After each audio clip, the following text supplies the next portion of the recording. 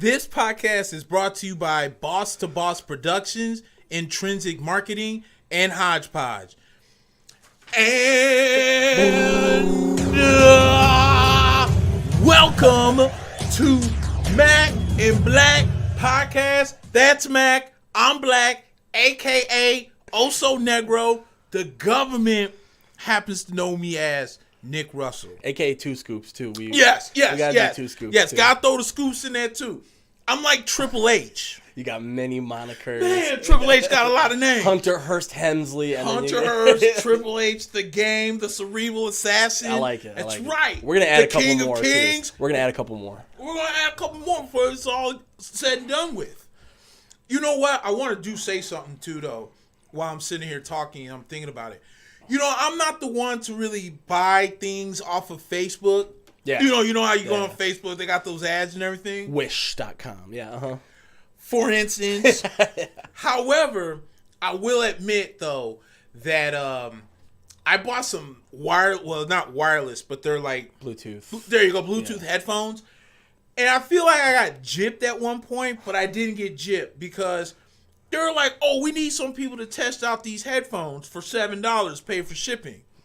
I think I got $7 for the house to try it out. You know what I'm saying? And so I'm trying to buy them. And for some unbeknownst to me reason, they're like, well, you don't qualify for the $7 offer, but we'll give you these blue ones for half the price. That's how they get you in. They get you in with the $7, and then they're like, we got him now. We hooked him. So I'm like, am I going to make this investment? Because I have like some true like earbud ones, but the battery life on them suck. Like an hour and a half in, they're dead. Yeah. I'm like, damn. I'm like, all right, I'm going to go ahead and buy them. So I got them. They came in exactly when they say they were going to. Best $25 ever spent. They're decent. They're loud. They're really good. I use them for work in the gym specifically. Yeah. And the only time they really died was earlier today because I forgot to charge them yesterday. But I went like almost a whole week without putting them on the charger. Not bad. Worth the price. Not bad. Wait, how much did you end up going for? I paid $25. 25. Flat. That's still not bad. And it came with the express shipping so that it would come in They did reel you in with that $7 though. They really got you with that $7. And then they kept like sending me these crazy emails talking about, well, you didn't qualify, but we can give you these ones 40%. No, I just paid for half off. Why am I going to go 40% off? They hooked you, bro. It's fine. But, I also want to say, this is kind of the first official one. Yes. But me and you, sort of did a test run last week. Yes. And it was just 4 hours of nonstop, just, jawing at each other and talking about sports. But I think, now, I think we want to get this to unprofessional, Nick. No, we want to get this to. It's the first day, exactly. No, we want to get this to a point where it's a little bit more organized, right? So, we're happy. Special shout out to Boss to Boss and special shout out to Steve. This is awesome. We got the setup here, and finally gives us something to talk at. I don't know about you, but I just spend all my days alone at home talking at nobody. So now it's nice to have somebody to talk to. You know what? In fairness, okay, there's some truth to this because what I usually do, I kind of practice. Okay, have you ever seen the commercial for Undisputed where like Shannon's talking to himself in the mirror and Skip's kind of? Yeah. I actually do that in the car. Like, I'll be in the car, and I come with these genius ideas. Like, I have some genius opinions about a lot of stuff that's been going on sports-wise. Yeah. And I'm like, this stuff is great. And then what I wanted to say the other day, I wanted to put on Facebook, but I was kind of running late for work. And I was like, well, I'll wait till I get to work and throw it out there. And then it just got absolutely busy. And then when I went back on Facebook, it was like, it goes, oh, do you remember that you was going to write this post? And I was like, nah, save it in the draft. So then yesterday came, and I wanted to say it again, but I was like, nah, I'm just going to wait for the show. Yeah. Because now at this point, you know what I'm saying? I want the whole world to hear what I say because I can type stuff, but I don't really like typing because you don't really get the full emotion. Right. Like, sometimes I know what I'm saying, but what I'm saying in my head and what I'm saying on the computer, it just doesn't match. Yeah, it really doesn't. That's why my text back game is so weak. Yeah. Like, I know what I'm finna tell you, It's just A, you caught me at the wrong time. B, I could have been on the PlayStation or doing something. Yeah. And C, it's just not gonna make sense. I'd rather just tell you face to face. People hate texting me because for that reason, first of all, I'm like an over texter. So like, you know, instead of sending you one long message, I send you everything stream of conscious, right? So, you know, I just thought of this, send. Just thought of this, send. And it's like 10 messages in a row, and nobody really likes texting me. So, but but also we do want to get into, because we got a lot of NBA stuff to get into. You know, NBA playoffs, obviously, and I definitely want to talk a little bit of draft with you before the lottery next week. Yes. And then you know, definitely some MMA stuff, definitely some MLB stuff. But we'll get into that. Let me first, Nick. Yes. Get to our sponsor, Boss to Boss. So, are you interested in starting a podcast? Boss to Boss Productions is looking for interesting ideas for new shows. Boss to Boss makes it easy to get your show up and running, like ours.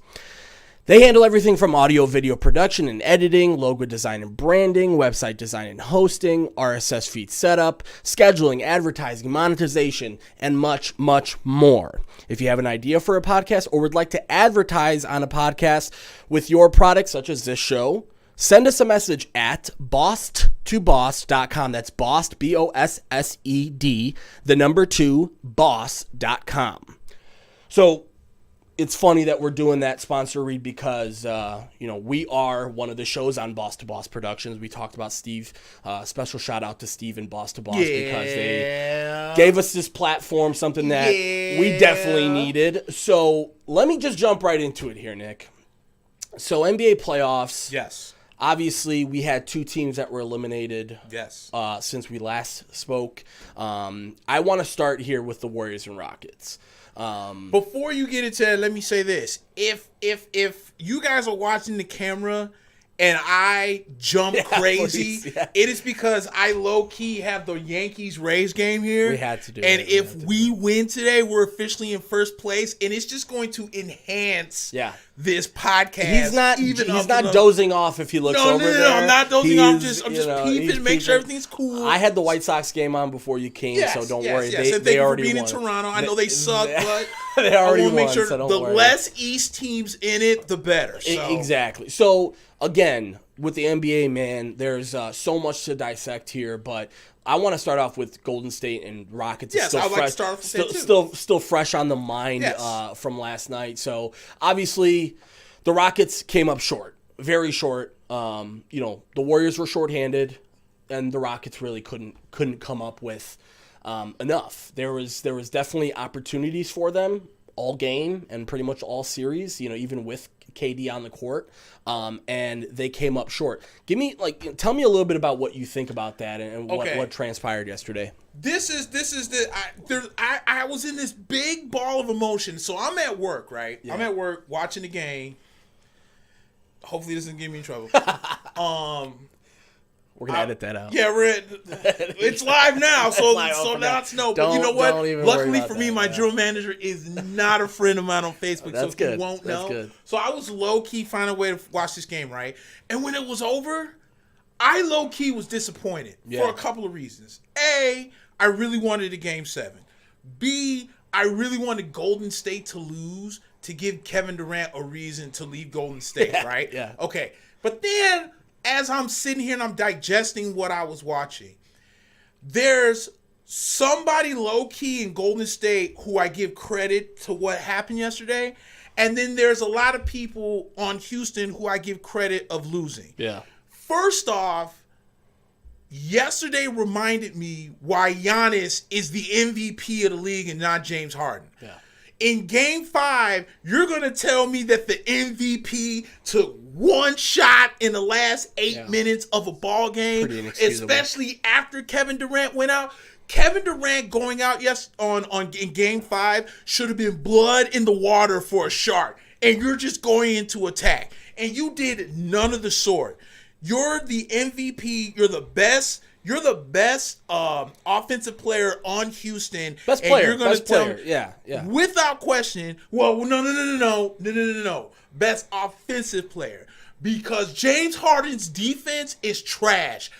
I don't play basketball, and I think I could play a much better job of defense than James Harden. I wish I could. I can literally go on Facebook and find you clips and videos of the great defensive job that James Harden has done in his entire career. So no, he is the best offensive player that they have on the top. Because if he's the best overall player and we call in defense, then they exactly deserve to lose the 6 games like they did yesterday. Well, I think that speaks to just sort of the conundrum, sort of the problem that the Rockets have now, where I think they thought, okay, they brought in CP3, they locked up Capella, and they had Harden, right? And then they did the stuff with the Reza and Tucker, and they had sort of their own core chemistry of guys. But they fell short personnel-wise yesterday pretty hard. Yes. They didn't really have much of an answer offensively. Right. And when you're one sort of, I think CP3 was pitching in quite a bit, to the offense, which is something that he doesn't usually do. He's not usually the guy taking the shots. But I do want to say this. I thought Golden State did everything they could defensively to get the ball out of Harden's hands in the fourth quarter. Yes. There's 2 schools of thought on that, right? There's one school of thought that says, doesn't matter how many guys they put on you. You're the best offensive player on the team. You're one of the best offensive players on the planet, and you are making the case for the MVP. You find your shot. You find a way to get offense out. And the second school of thought is you pass up the ball to the open man and try and get your offense going. I don't fault him for not taking a ton of shots. Right. My big thing is the sense of urgency with them, right? Yes. The first half was just this lackadaisical. They were kind of they weren't really in flow on offense, and defensively they didn't really have any sort of plan. It was just a lot of, let's play one-on-one with James Harden, and when that goes wrong, we send it to CP3 or give it to, Eric Gordon had another, one of those games where it's like, where, He next. He next on once you done. He's next what on my list. Is this? So I definitely, I understand what you're saying with Harden, man, but I also think there's a certain, and I saw a clip of him after the game, and I think one of the reporters just kind of asked an innocent question, like, do you know what it's going to take to beat this team, the Golden State Warriors? And he says, yes, I know exactly what it's going to take. He didn't say what it was. That to me sort of is a sign of we don't have the guys, you know, and I think that's got to change. And I'm going to say this too, because I was thinking about this when I went home last night. I think, and I hate to say this, but Mike D'Antoni has to go, and this is why I'm putting a lot on Mike D'Antoni. Let's look at about a lot of the teams that were out there when he was in Phoenix. They couldn't get past San Antonio. Then the one year they got past San Antonio, they couldn't get past Dallas. They couldn't get past the Los Angeles Lakers.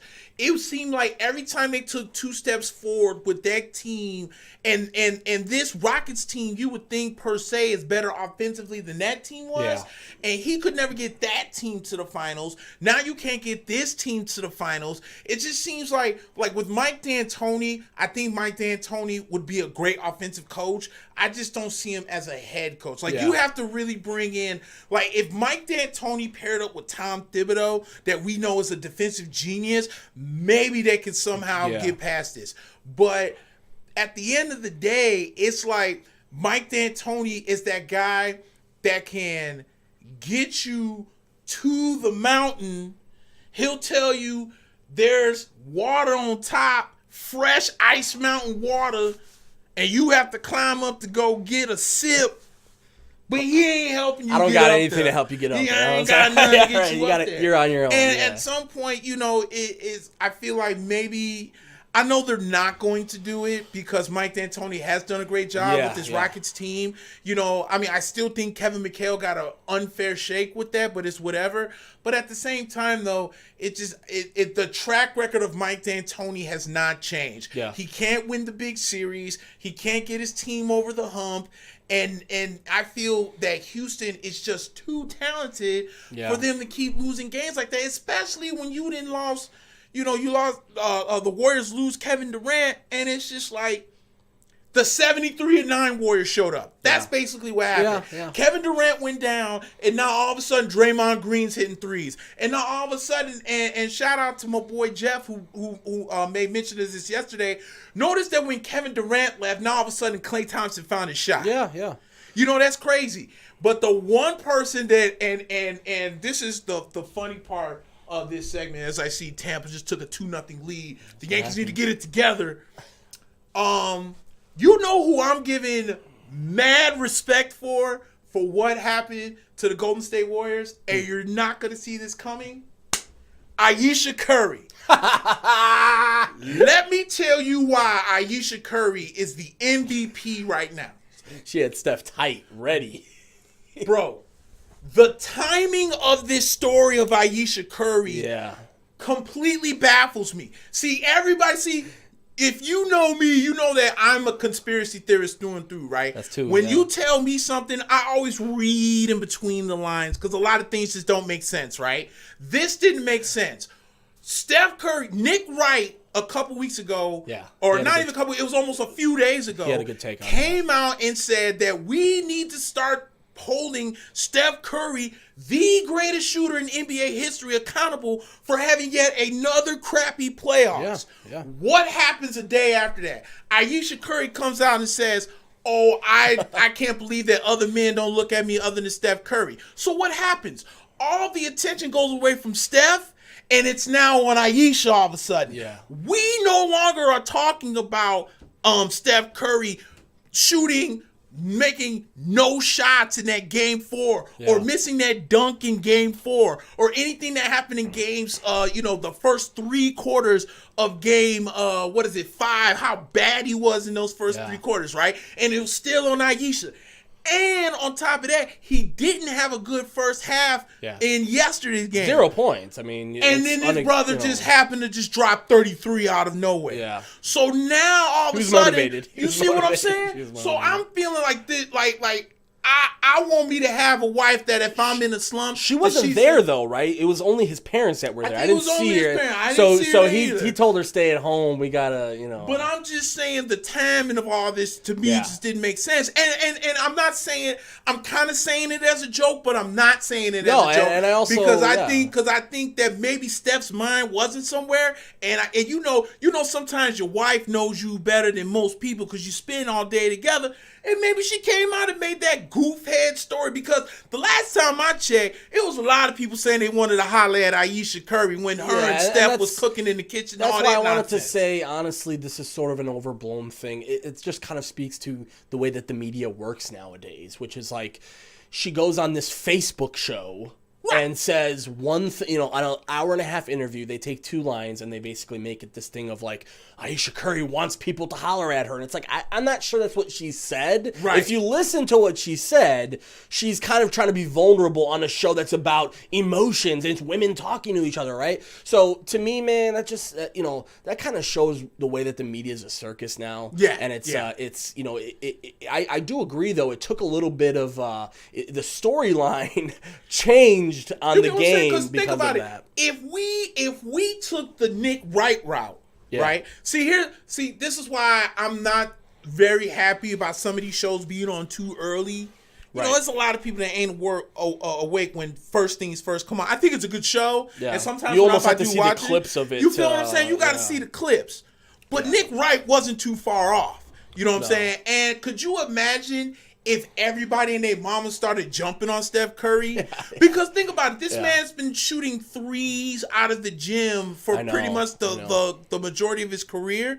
So I'm not sure, for a guy that's a 3-time champion, soon to be a 4-time champion, he's the first unanimous MVP that the NBA had in a very long time. Yeah. He's one of the greatest three-point shooters ever. He may go down as the greatest three-point shooter ever. We've never said anything bad about Steph. You don't hold him accountable when he has the type of games that you need to hold him accountable for. And now, all of a sudden, games 2, 3, and 4, you don't look that hot. Yeah. And now people are starting to realize, hold on, man. How's the greatest three-point shooter, maybe the best scorer per se on your team, maybe out to Kevin Durant, all of a sudden don't know how to hit threes and make layups? Yeah. Hold on. There's no excuse for that. Right. And I feel sometimes as if like Ayesha's like, oh no, he's not going to go well with the pressure.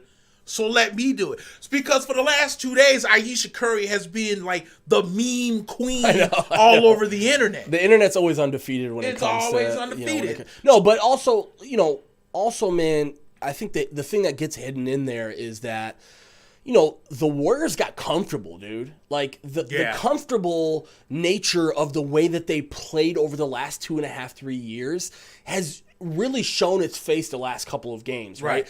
You see the way that everybody sort of takes a backseat to KD. They're happily taking a backseat to KD because he's the best scorer in the world, right? Right. When you have that sort of sense of urgency, like we talked about, which KD's gone, and now all of a sudden Klay's hitting threes, he's breaking out of a funk. You've got, you know, Draymond Green, who's all of a sudden confident in his shot again. You've got Andre Iguodala, who, you know, before this game, if you would have said he took 5 or 6 threes, you're like, what is he doing? But they forced the guy to take threes, and give him props. He missed a couple, but he made a lot of three-pointers. Yeah, he did. And it gets to the point where you're like starting to see Sean Livingston and Andre Iguodala again. You're like, oh, okay, this is the team that was killing the game before KD showed up. Bingo. And that's why the Golden State Warriors, no matter what happens to them between now and whenever, if they end up winning the finals or if they don't, they're going to have a real tough decision on what they're going to do, because the team looks different. I mean, no offense to KD. I don't want to put KD on the same level as LeBron James, but if you think about it, it's almost the same level, because LeBron James, when the ball's in his hands, everybody stands around. Carmelo Anthony, when the ball was in his hands, everybody stood around. Kevin Durant, even when you have two of the better shooters. I'm not putting Draymond Green in that category, but when you got Steph and Klay, who are two of the more premier shooters in the game, one's breaking both of them's breaking. One doesn't want to shoot. One can barely shoot, and now they're depending on you to drop 45 points a game. You're now what LeBron James is. Yeah, and at the same time, man, KD.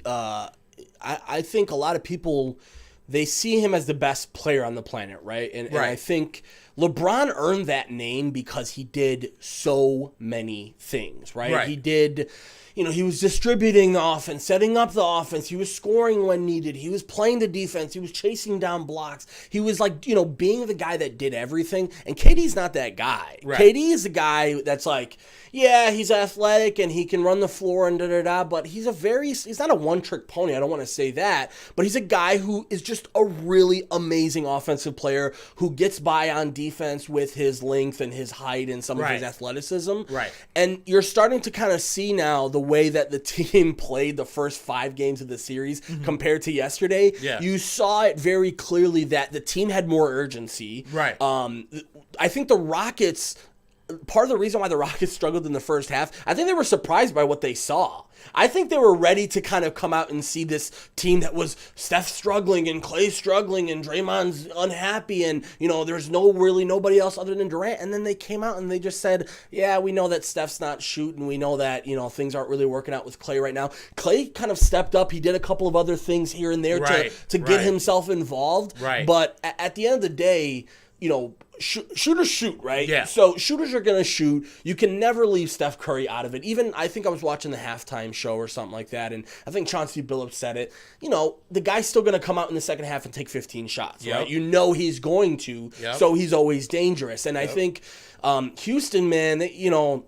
one thing I want to say about Houston, you know, going back to this D'Antoni thing is, you know, and I want to ask you this, you know, I've been watching basketball for quite a while, and I think you see, you know, the way that it works is teams start off the regular season with a sort of rough draft of what their rotation is going to look like, right? And then they sort of build that throughout the season. But the last month and a half, 2 months of the season, right, you're now, if you're a team like Houston who was already clinched, you know, a couple months ago, a team like, you're like, if you're Mike D'Antoni, you've got to have a set sort of rotation, right? They come out in the playoffs and the adjustments that they're making are not conducive to the sort of core that they put together, which was, you know, adding in Iman Shumpert last second and adding in, you know, taking out Daniel House and adding in Shumpert. And then yesterday it was Gerald Green who was doing a few things, but Gerald Green can all of a sudden sit on the bench for the whole game, you know, a couple of games ago. So that's a troubling thing to see. If you're a fan of the Rockets and you're like, hey man, it's been 6 or 7 months now that we've had this team since training camp, and you don't have a set rotation for us. You know, the mix and match that they tried, didn't work out. I mean, even Austin Rivers, to a certain extent, was doing really well throughout the series and actually throughout the playoffs, but he looked out of place yesterday for some reason as well. And, I don't understand what it is with Houston, because talent-wise, it's not like they're that far off, with like their big three, right? I know you're not a huge fan of Capella. I like Capella for what he does, right? He's very cut and dry. I'm a rebounder. I'm gonna play solid. He's not really even that great defensively. No, he's a guy who can switch on fours and threes and twos if needed. But to me, man, that big three of CP3 and Harden and Capella, they got to get broken up this year now. I'm not so sure Harden is gonna be able to wait around, because they can't get another third big guy in there with Capella's contract. Yep. You've already got two guys who are making max money right now. Yep. And there's a lot of decisions to make for Houston, because they don't have the team that's close to beating the Warriors yet. No, they don't. And I'm glad you brought that up, because that's why I kept thinking yesterday. I'm like, dude, what does Houston do from here? Like, what do you do from here now? Like, at this point, you're pretty much stuck with the team you got, and now you've been proven for the last 2 years that you can't get over the hump. Yeah. And, like, the funny thing is the reason why that this question even exists was because last year when CP3 went down, everyone swore up and down, well, if CP3 didn't get hurt, then Houston would have taken about 6. That was the and very James Harden, popular. failed to produce, and the Warriors took him out in 7. Well, you had a healthy CP3 for 6 games, plus all the grade A acting flops that Chris Paul was doing throughout the series. Some comical, some were like, I'm like, dude, you're better than that. And Chris Paul and James Harden, collectively let Steph Curry drop 33 on them in a half. In a half, yeah. And most of that was in the fourth quarter, too. You feel what I'm saying? And that's inexcusable. Yeah. And once again, James Harden. See, James Harden drives me crazy, because I feel like, I don't know. It's just so mind-boggling, because we're like, oh my God, man, look at James Harden. He put up 60 against the Knicks. You see him in the regular season, and you're like, this guy's, give me one of the team best that players sucks. ever. Oh, and then he dropped 60 against Dallas. Yeah. And then he dropped 50 against Phoenix. And then, oh, look, he put up 69 against the Bulls. And blah, blah. I just gave you 4 teams that suck. And then we all sit here like, oh, look at James Harden. Yeah. Look what he's doing. Blah, blah, blah, blah. This, that, and everything else. And then he comes into the playoffs, and it's the same step back 3 that's not working. He must have tried that shot 15 to 20 times yesterday. To me, dude, it's like, if you're James Harden, you've got to know that they're going to be playing you for that shot, right? Yes. So you're like, okay, maybe I should drive. I think there was a point towards the end of, towards the fourth quarter, where he drove in and nobody even really went to contest his layup. Because they're like, hey, I mean, we don't even know. This guy might step back 10 feet and try and shoot a 3. So he's schematically, something's wrong with the way he's approaching the game right now. Yes. So I don't know. I mean, congratulations to the Warriors. Yeah, congrats. That was a hard fight. Let's not. I don't want to overshadow that performance by Golden State, because Golden State was shorthanded. I also kind of want to talk a little bit about this KD injury, because I was watching the game where he got injured, and I think me and you have watched enough basketball to know that the way that he reacted was like, oh, he tore his Achilles, right? Like this whole, everybody who tears their Achilles says that basically 99% of the time it feels like somebody kicked you in the back of the leg, right? And that's usually why you sort of are running and look back, right? So I don't have a conspiracy theory per se, but I do have a little bit of skepticism at the way that the Warriors are handling this, because they came out and said it was a knee strain. And was it calf or knee? It was a calf strain. Yeah, and then it was like, well, the video doesn't tell the whole story, and it can be tricky. I don't know, man. I don't want to say, because this is a huge accusation, to make, but it sounds like a team who's maybe trying to sort of control the narrative a little bit. Yeah. Maybe try and protect KD a little bit, because let's remember this, dude. This guy's got free agency coming up. He's already taken a pay cut, so to speak. Right. And now this is like, he's had his focus on this offseason for 3 years now. they might be looking out for him to go, oh crap, and I don't know exactly where I'm going with this conspiracy, but I do see a little bit of a weirdness in the way they've handled the injury, and I don't think it's a coincidence. If I could just stop you right there. Dun, dun, dun, dun, dun, dun, dun. We have breaking news. I just got on my phone that the Lakers have now hired Frank Vogel as their new head coach. Oh my God. Good for him. Yes. But they messed up. Well, you don't think the way that they handled that situation with that's where I'm going. That's embarrassing. It's embarrassing. Yeah. That's where I'm going. Yeah. And first of all, let me ask you, how much leverage does Kurt Rambis have on the Los Angeles How does he Lakers? Still have a job? How does he still have a job? I wanted Kurt Rambis fired so bad out of New York, and the only reason why he had a job was because Phil Jackson loves Kurt Rambis. Yeah, and he's close with the buses, right? That's what it is, right? He's close with the... Yeah, that I know... I think it was also about they really wanted to control the staff completely of Lou. Who does that? When you're hiring a coach, it's pretty standard to say hire your guys, right?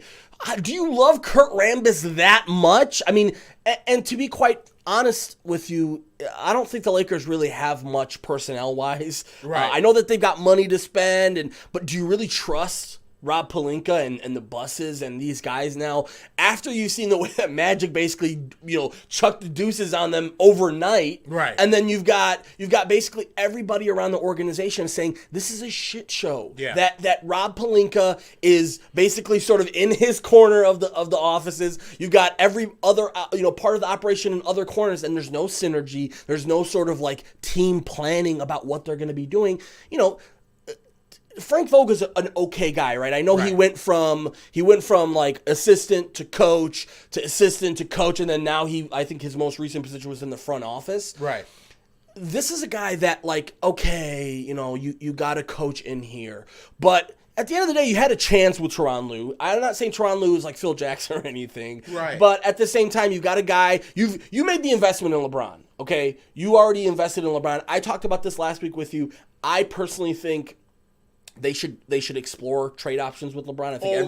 I think everyone thinks I'm crazy for saying that, but it's when you look at the overall situation now with Ingram getting hurt, his value's dropping now. Yep. Lonzo Ball hasn't stayed on the court in his last couple of years, right? Kyle Kuzma's a good player. Josh Hart's a good player. They've got some free agency, money to spend, but if you are the Lakers, your biggest asset is LeBron. The best return you can get is from a guy like that. And right now, Frank Vogel, I mean, let's be honest with you, he's not really going to be the guy to put them over the top with the coaching and the schemes, Right. This is going to be a way, you brought in LeBron, and everybody knew that LeBron was the quasi-GM in Cleveland, right? Mm-hmm. It's he's the guy running the shots. Right. And you make the assumption that you're going to let him do that. You bring him in, and now, an offseason later, you want to nitpick about the assistant coaches on, right. That's stupid. But here's the thing, though. Who... It's okay. The Rays, they have the Devil Rays. They're not the Devil Rays anymore, but the Rays just doubled. Which the Yankees will wake up. Yeah. Yes. Mm-hmm. Who's Jeannie Buss dating? Phil Jackson, Phil Jackson, right. Phil Jackson did the same BS crap to Jeff Hornacek. You think Nick, Jeff Hornacek wanted Kurt Rambis on his squad? Oh, no. That was a Phil Jackson move. I bet you Phil is in Jeannie's ear. Mm-hmm. Okay. Once again, let's go with the Phil Jackson route. Who was, first of all, this is why I'm so surprised that this fool went to LA in the first place.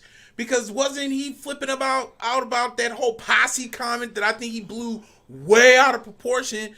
But he flipped out about that whole posse comment. So now you went to the team with who? With Phil Jackson. Oh, that's right. Yeah. He said, and told Pat Riley, well, you should gather him and his posse. Yeah. And then LeBron James, cried a river from here to the Pacific Ocean, talking about, they're not my posse, they're my business associates. LeBron, we know what he meant. We got to go to Urban Dictionary. Yeah, like, come on, dude. Like, seriously? Like, okay, if I had a crew right now and Steve was like, hey, man, does your posse want some water? I'm not going to stand up like, hey, man. Because he's black? No. Yeah, because I'm black. It's a posse. No, this is my crew. These are my business associate. This is my agent. No, I'm not going to take any offense. So you went to Los Angeles to play for the woman who's dating the man that you can't stand. Yeah. That's an odd sort of which is why there. I believe, and I'm just now thinking about this, maybe it's not Jeannie Buss saying out of the kindness of her own heart that maybe the Lakers should let LeBron go. Somewhere Phil is telling Jeannie, you need to get rid of LeBron because he is no good. And I think there was reports, I want to say it was over last weekend, that they were sort of testing the waters with that. Because they, again, if you are a GM of a team and you're not looking at it with, like, you know, everything in context, and you look at the way that this team is shaped right now, they're not going to be competing next year for a ring. Let alone, I think they got to be thinking playoffs now. You know what I think it is too? I think it is when it comes to like Kawhi and when it comes to Klay, that there's so much focus on them going to the Clippers than the Lakers. Yeah. Then you know, as a franchise, you are going, because think about it. When we this is not the first time it's happened, but it's one of many times it's happened that the Knicks, Bulls, and Lakers are not in the playoffs. Because when you talk about the three biggest markets in America, it's New York, LA, Chicago, respectively, 1 through 3, right? Yeah. Okay, but then when you talk about the three biggest markets, you're talking about the Knicks, Bulls, and Lakers. The Clippers are like the little brother to the Los Angeles Lakers. You know, you forget that they play in the same building, in the same and they've been trying to get out of that building. And what you call it, but no one talks about the Clippers, though. Yeah. But now, every time you wake up, it's, will Kawhi bolt Toronto to go to the Clippers? Will Klay Thompson bolt Golden State to go to the Clippers? Nobody's talking about the Lakers. And somewhere within the brass, they have to be feeling salty that teams are actually going to go to little brother over big brother. And it also has to do with what happened this year. I mean, everybody saw what happened with the Lakers this year. It was a shit show. Yes. And it was a dumpster fire. And what happened towards the end was embarrassing. The way that New Orleans played LA for a fool with this whole Anthony Davis situation, it's embarrassing.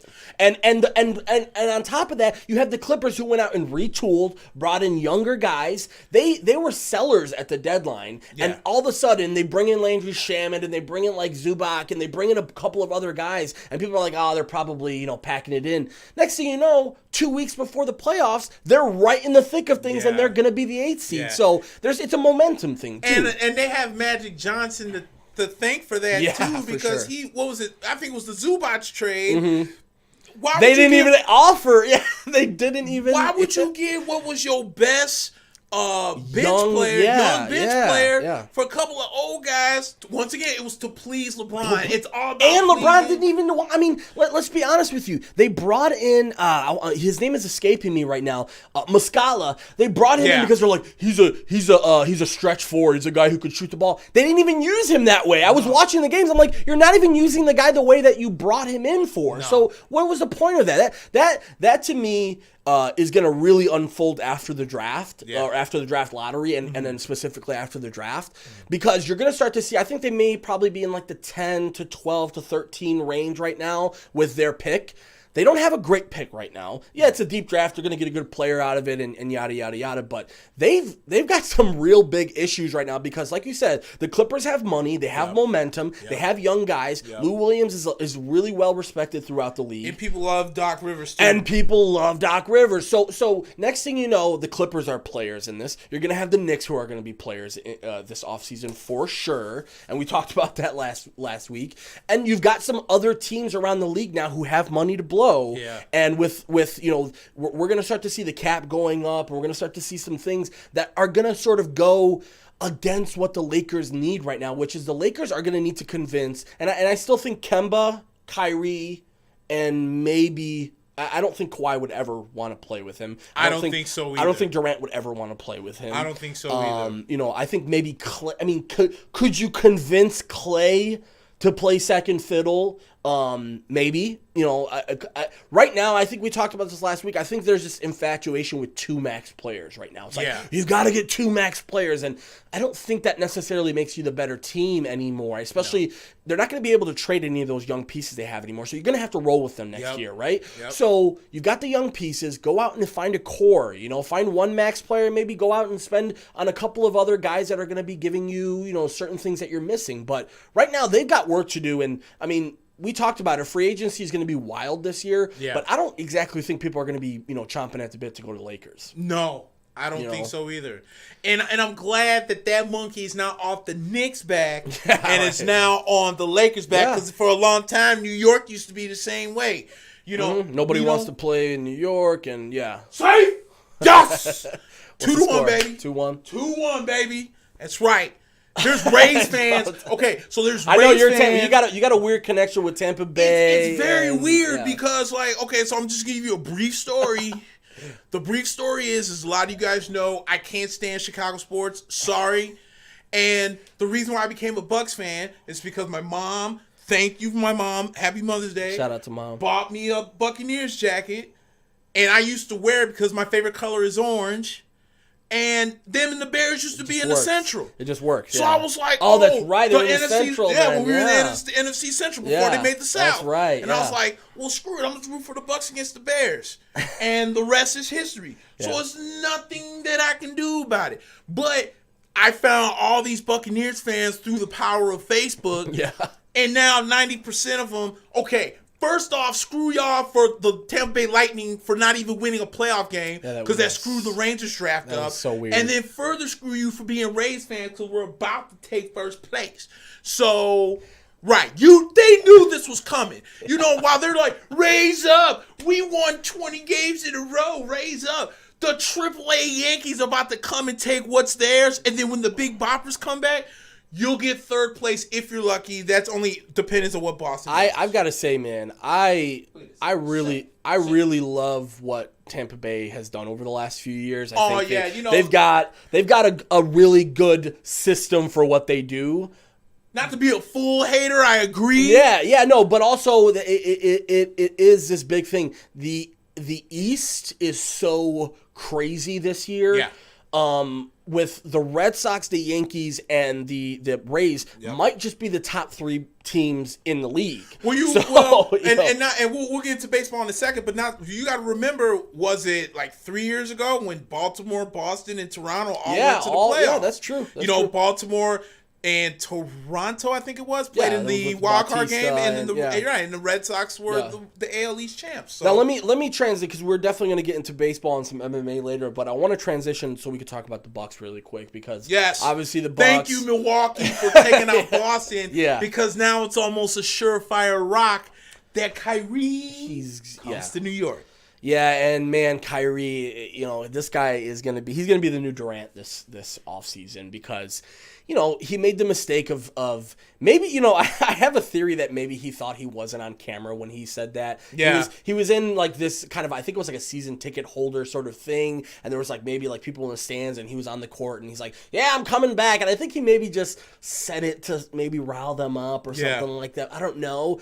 But the memes are going to be coming in pretty heavy after he leaves. I don't think there's any chance he goes back to Boston. Mm-hmm. I can't see that, especially Boston, man. They really made a mistake with like Gordon Hayward. I think, you know, obviously had that horrific injury and you can't predict that, but I thought even at the time that was excessive. I thought there was no way that he was valuable to any other team the way he was valuable to the Jazz. Right. And when they came out and gave him that deal, it was like this pressure because they were obviously going to be players in the East no matter what. But that deal now looks, I mean, horrendous when you're looking at it on paper now. You've got Al Horford there who's going to be making a lot of money. He's on the back nine of his career. They've got young pieces there. I mean, Jaylen Brown's great. I like Jason Tatum a lot. I think Marcus Smart is underrated for what it's worth. But they don't have the infrastructure right now to like convince Kyrie to come, especially if you got New York who's like, hey, we're going to have KD here, and we're going to and you got LA, the Lakers who are like, hey, you can come back and play with LeBron if you want to. And you're going to have the Clippers who say, hey, we got another max player. You can come by with Kawhi, you can come by with Jimmy Butler, whoever you want. I know there's rumors that Kyrie and Jimmy Butler love each other a lot and want to play together. Yeah. Kyrie's done. He's out of Boston. Yeah, I think so too. And you could just tell by the way the series went that I just felt like he checked out. And if you think about it, in Game 5, neither team per se in the beginning were really shooting, wonderfully. It was a low-scoring, ugly game at first. And then all of a sudden, just out of the blue, like, I don't want to say that the team quit on Brad Stevens, but I'm just saying that there is no way, like, okay, I'm not trying to discredit the Bucks for what they did in the season. Yeah, I think they've had a wonderful season. Mm-hmm. I think that, again, Chris Middleton proved, especially to Colin Cowherd, why he's the second best player on this team. Mm-hmm. But for a team, and especially in Brad Stevens that preaches so much defense, I know. Oh my God, they let the Bucks just fire wide open threes the entire so disjointed. Series. They just didn't look together. You know what I'm saying? It's like okay, all of a sudden,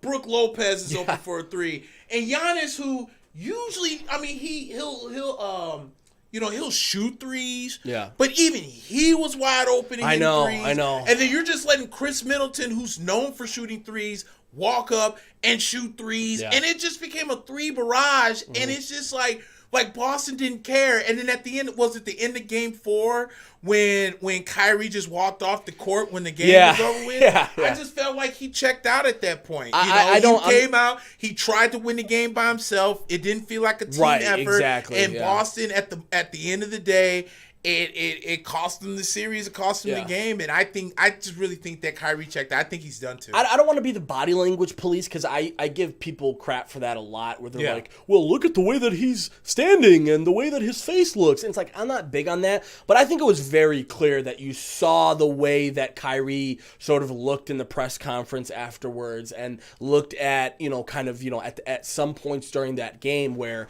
man, I mean, Milwaukee's good. Okay, let's get that. Let's put that on the table, right? Milwaukee's a good team. They've got, for what it's worth, they've got probably the deepest team in the league right now. Right. With the way that they made some additions, they added Mirotić, they added a couple of guys, over the offseason. Brook Lopez, we talked about it. All of a sudden now is Steph Curry, shooting from 30 feet out. Yeah. But this Boston team just didn't. I don't know if it was matchups or another one. No, I didn't say that third. Okay. That's Gio Urshela, ladies and gentlemen. Former Cleveland guy. I liked him in Cleveland. I'm telling you, Miguel Andujar better get his act together. He's going to be in a trade package. There's a lot of guys coming back, too. You think he's going to have a spot for him when the guys come back? I know that he's... For Urshela, yeah. Gio's going nowhere. Yeah. He's going nowhere. The guy that needs to prove anything is Andujar right now, and he's batting like crap. Right. So as long as Gio keeps making these key hits... He's locked in. You can't send that guy back down to AAA. You just can't. No. You can't. But again, does he even have options? Yeah, no, we'll talk about that. Yeah, we'll talk about that. Yeah, but I mean, the big thing, man, I just want to kind of wrap up on Boston because, let's not forget, they've got a ton of draft picks this year. I think that if I'm not mistaken, they've got like 3 that are projected in the first round this year. Yeah. So to me, this looks like a rebuild, sort of if not a rebuild, a reshifting of what they're going to be doing. Yeah. I think it would make sense for them to try and shop Gordon Hayward, obviously. I think it would make sense for them to shop Horford. I think more importantly, I think it's probably time for them. I think they probably are mutually okay with Kyrie leaving. I think so too. I think they made that trade with Cleveland based on value, right? They're like, wow, we only have to give up Isaiah Thomas and a couple of other things, and we'll get Kyrie Irving back. And that was, to me, that was like, wow, that was a great deal. Now, 2 years later, I think it's pretty clear that Kyrie's not going to work out in Boston, and I think at the end. Milwaukee, again, give them credit. They took him out of the game and made him have to do everything. Right. And at the same time, after game one, and Paul Pierce is getting crucified on social media about this already, so I don't want to add on to that, but there was obviously as a double play happens. God bless. So yeah, no, I don't want to necessarily harp on. I don't want to harp on the whole thing with, with Boston, but I just think there's a very good chance now that they're going to be moving on, and trying to get away from Kyrie, and I think, one of the teams that's going to be, having a look at them is going to be your Knicks, man. I think, they've got to try and. With obviously they want to get the number one pick next week. If that number one pick happens, obviously you're going to have Zion, and from there it's just about selling this team. I don't mean to look like a fool. Is there an outlet behind you? There is an outlet, but they're both taken. We're gonna have to wait for Stevie Boy to come back in the room. I don't want my phone's about to die, and I'm over here just looking at everybody that's been watching. Like, shout out to everyone. I haven't that's been watching. That's tuned in. Like, you know how I am. I'm like very grateful. Even if you just come and watch for a few minutes to see what we're doing. Yeah. I'm eternally grateful. I know we talk sports. A lot of people don't talk sports, but they love hearing my dumbass talk from a time to time basis.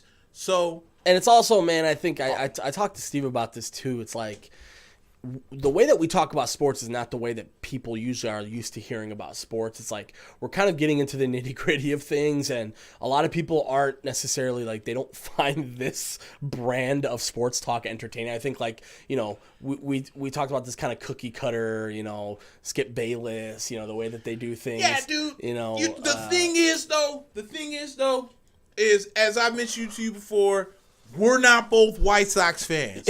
I'm not going to sit here and be like, all right, man. White Sox are the best. Yeah, let's talk about Tim Anderson being the best shortstop. Which he is. He's playing great. I'm not denying that. No. I have to slip that in. Seconds. I have to slip You know what I'm saying? But it's boring, okay?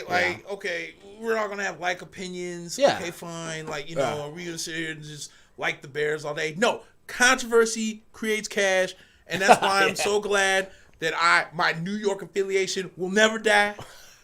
Okay. And Tampa Bay. We'll have to give Tampa Bay. And Tampa Bay. We have to add Tampa Bay in there. Oh, all day. I got a boy. Shout out to my boy Kyle Bailey. He like, I think I give him crap, but I think pretty much everyone gives him crap about sort of his allegiance to every team. And it's like he loves the White Sox, but he also loves the Mets, and he loves the So I got a couple different buddies that are like that. So to me, man.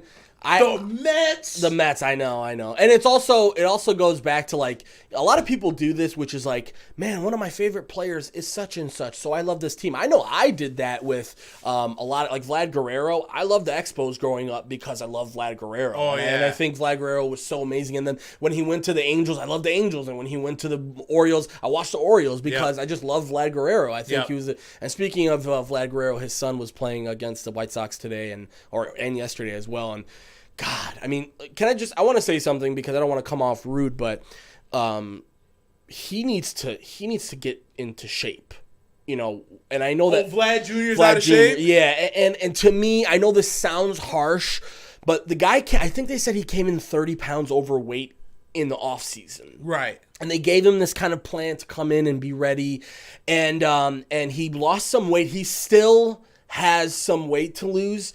Don't get me wrong, the guy's great. He's got an arm. He's going to be able to, but he's not hitting right now. And I think a lot of the reasons why he's not hitting has to do with the huge gap between double and triple A pitching and major league pitching. And we know this. Both of our teams have gone through bullpen and sort of, starting pitcher things where you see like, the reason why, you have teams who invest in the bullpen so heavily is because that gap of bullpen guys from AAA to bullpen guys to the in the major leagues is so huge. Right. And part of that gap is you got to adjust your game, bro. You got to be more agile and be ready for that. And he was easily overpowered in all the at bats I saw for him. He's going to be a good player. Don't get me wrong. Let's not get the game twisted. Yeah, he's going to be a great player. Yeah. I think the problem was was everyone got so hyped up what he did in spring training. I know, he was killing it. He was killing it in spring training. And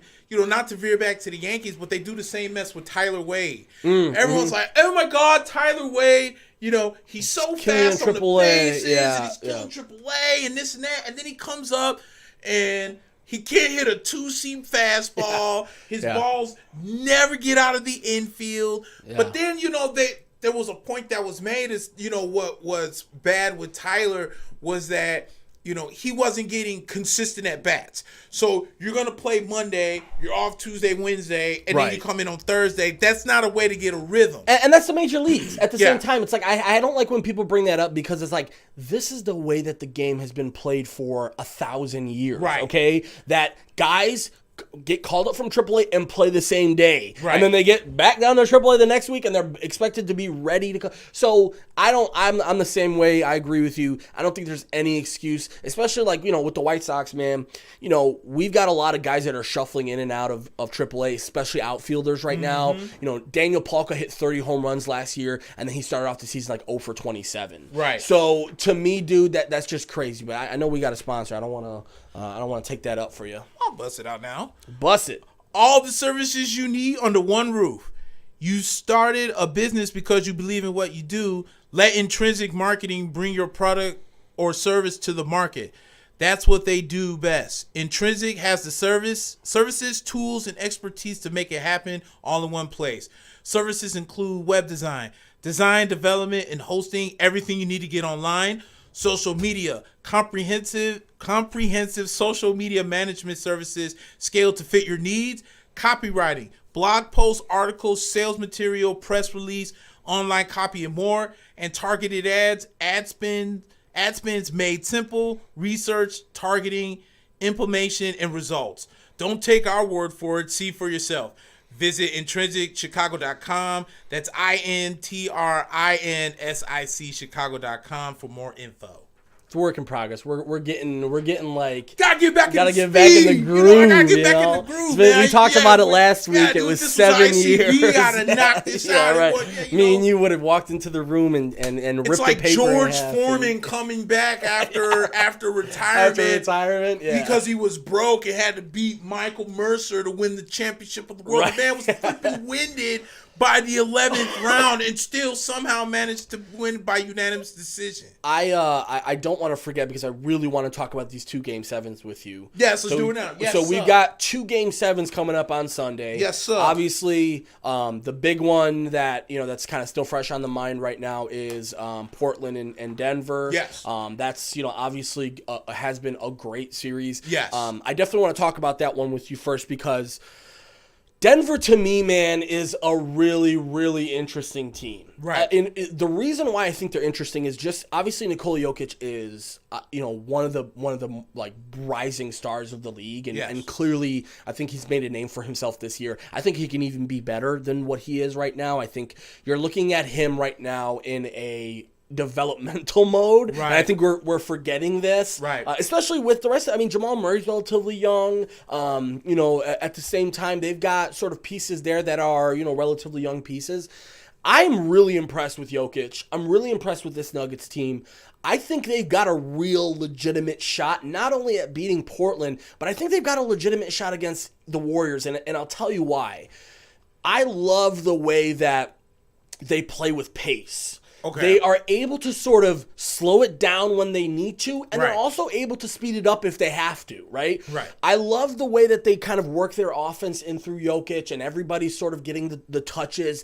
And I think that's sort of the kryptonite of Golden State in a way, because Golden State has a really, really tough time with teams who slow it down. Right. I think teams who really make them play at their pace really tend to give them trouble. So I see Denver in that way because with Millsap and with Jokic, and you've got this team that's not really relying on shooting. We saw that they do have struggles with shooting at times. Portland at times can really embarrass them in ways because they go cold, right? They have these cold spells where, Jokic is kind of involved but isn't really hitting things. I think Denver's got a really good shot. I still think right now Portland, I think Dame is obviously a little bit too much for them offensively, and I think Portland's got another team that added people at the deadline.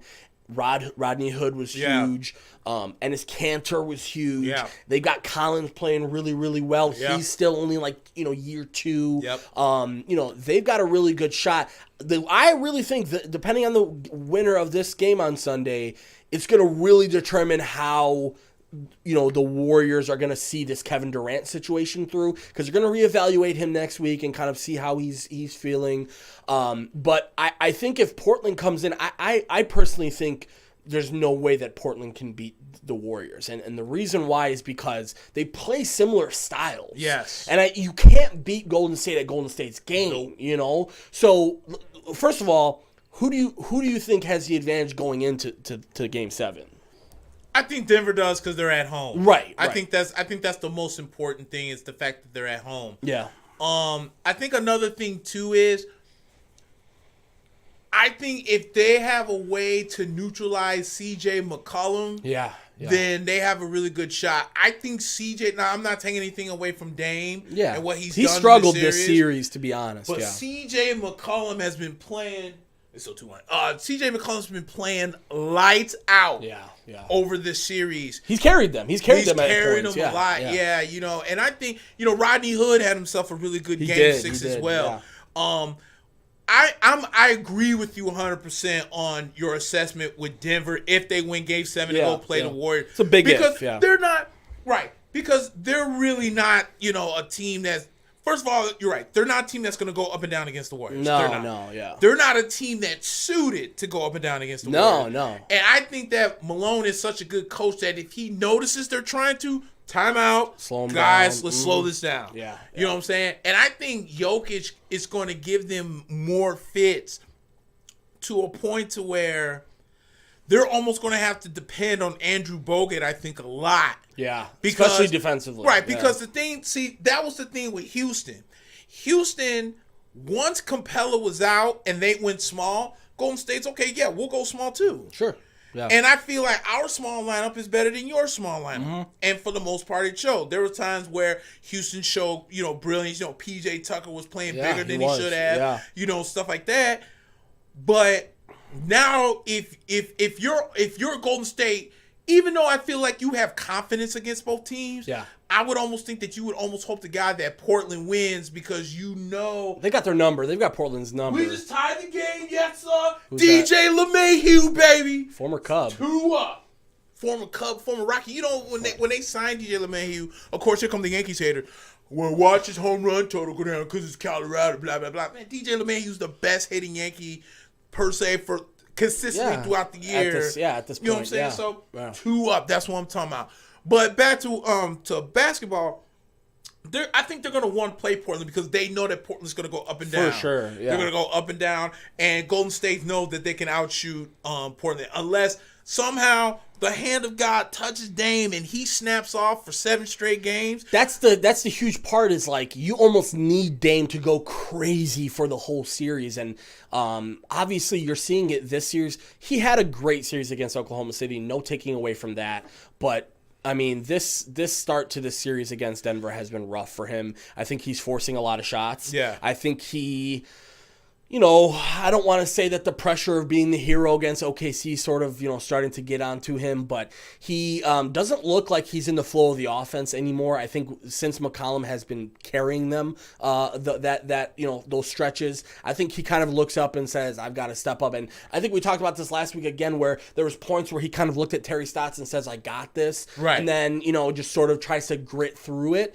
I'm not sold on him being able to kind of kill the Warriors yet, but I do personally think that this Game 7 is going to be going to Portland. I think you're right that Denver has the advantage.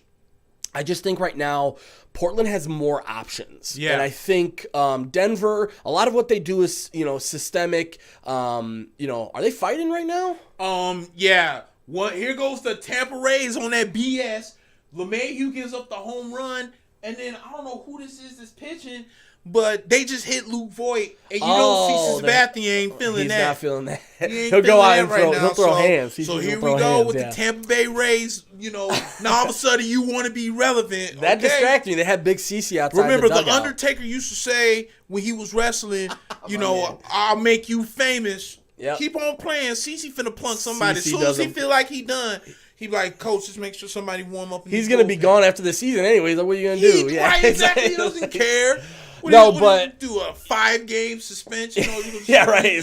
Proactive suspension. No, So again, with Portland, I just think they have the upper hand with more options. I think Rodney Hood has been so, you know, just to kind of speak on how incompetent everyone in Cleveland was last year, and Rodney Hood comes over there and basically looks like a completely different player right now. He looks like a version of himself that we've never seen, a guy who's playing confident and playing within the offense. And I think with the options of having Lillard and McCollum, one of those two guys can carry you at any point, right? Right. Now you're also talking about Cantor has been contributing to the offensive side of things. With him having, you know, with that hurt shoulder too. And then at the same time you've got Hood who's contributing. You've got other guys. You know, Seth Curry for, you know, I know he's a redheaded stepchild of that family, but you've got a really good flow of things, and Seth Curry comes in and he's able to give you solid defense and shooting threes, which he was crucial for them in the last game.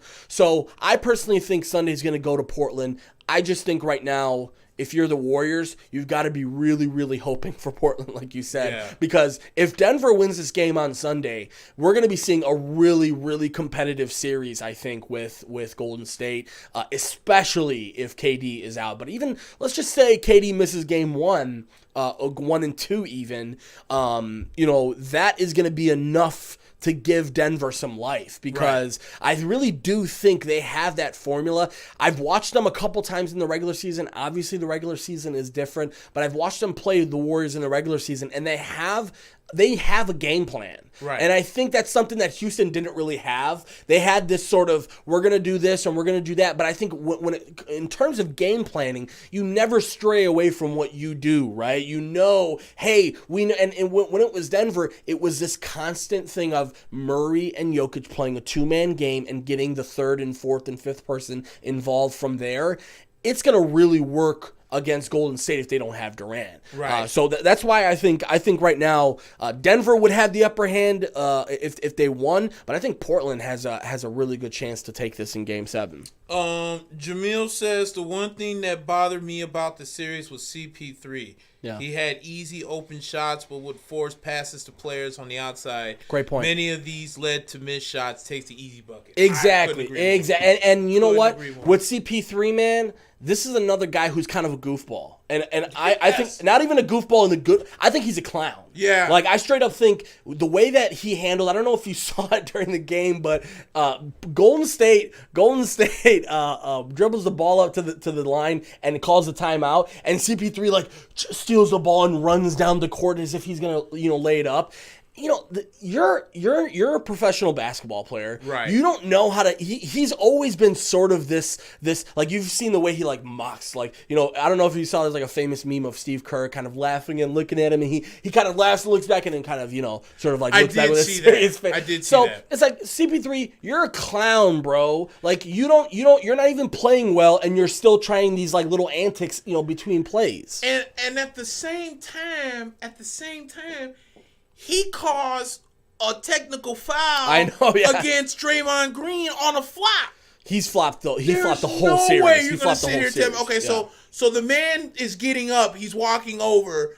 I don't believe that Draymond Green intentionally meant to knee him, and you fall over, and now that almost changed the complexion of the game. Yeah. And you know what? That's another thing. I think the league, maybe it was like 2 or 3 years ago, they saw the way that like Manu Ginobili and a couple of other guys were sort of baiting these officials into calls, and they were being very vigilant about calling flops. Yeah. And that's gone away. Yeah. It's gone completely away now, where guys are openly flopping. You can see it clear as day, and there's nothing being done about it. And you've got this guy in CP3 who's like, screw it. I mean, if they're not gonna call me for flopping, I'll do whatever. And he did it multiple times. And that's so much fact, because I remember that too, when they were like, if we catch you flopping after like the third because like Ginobili it's once going to be did like this, a $10,000 fine. Yeah, They were talking about it's suspending ridiculous, people, and you're absolutely right. They haven't done any of the least about it. So I mean, it keeps on going, but I guess it's almost to a point to where it's a judgment call, and is Adam Silver really going to spend the resources to see if this is a flop? That's and it's a tough. I get it. It's tough to determine. Oh, this is a flop. This is not a flop. But at the same time, man, it's like everybody. If me and you can look at that and say that was a flop, referees should be trained to do the same. Agreed. Before we move on to the Sixers and Toronto. Who you got? Denver and Portland. I'm gonna take Denver. I'm gonna take Denver at home. Yeah. So I got Portland. We'll put that in paper and we'll talk about it next week and see how that goes. So Sixers and Raptors. This seems like the series has been going on for like 4 weeks so far. To be quite honest, this is one of those series that's like how long have they been playing? Kawhi, to me is clearly the best player on the court in this series. Easily. I think he's shown that he's a guy who's like gonna be able to carry them. Toronto's in trouble, man. I really do think that. I think Toronto has grown a little bit comfortable with the handing the ball to Kawhi and letting him do everything. Right. And I think that's really troublesome against a team like the Sixers, right? Yep. Because Ben Simmons is not, he's kind of on and off, and he's not exactly the player that people thought he was going to be, and yada, yada, yada, and Embiid's hurt, and Jimmy Butler's Jimmy Butler. But, man, I mean, the 76ers have a lot of options. Yeah. They've got ways to go with the ball. I like what Brett Brown said. I think he said, I called Jimmy Butler James because he's the adult in the room. And I think that's really what it came down to was, say what you want about Jimmy. I have a special place in my heart for Jimmy because I think he's a kind of the last of a dying breed in some ways. He's a guy who takes basketball extremely seriously. And not only that, he doesn't really have much of a filter, okay? He's going to say it like it is. He's going to talk shit. He's going to make fun of his teammates. He's going to make fun of the opposition. He's going to, but I love what Brett Brown said is Jimmy is like James Butler because he's the adult in the room, and he has that sort of sobering effect on the rest of the players. Toronto doesn't have that. Right. Marc Gasol, I don't want to say this guy's done, but Marc Gasol is not Marc Gasol anymore. No. It's very clear that when they got him at the deadline, everyone went crazy because it was like, wow, Marc Gasol, and now you got Kawhi, and you got Kyle Lowry, and you got Ibaka, and you got Siakam. You got a stretch five. And he's going to fit well with Siakam. And now you're starting to see this guy cannot play defense. No. He really loses himself on offense. Which is a shame because Marc Gasol used to be really good defensively. He did, and he didn't need athleticism before. No. So I don't think it's something where he's like, the last year or two he's lost so much athleticism that he can't do it anymore.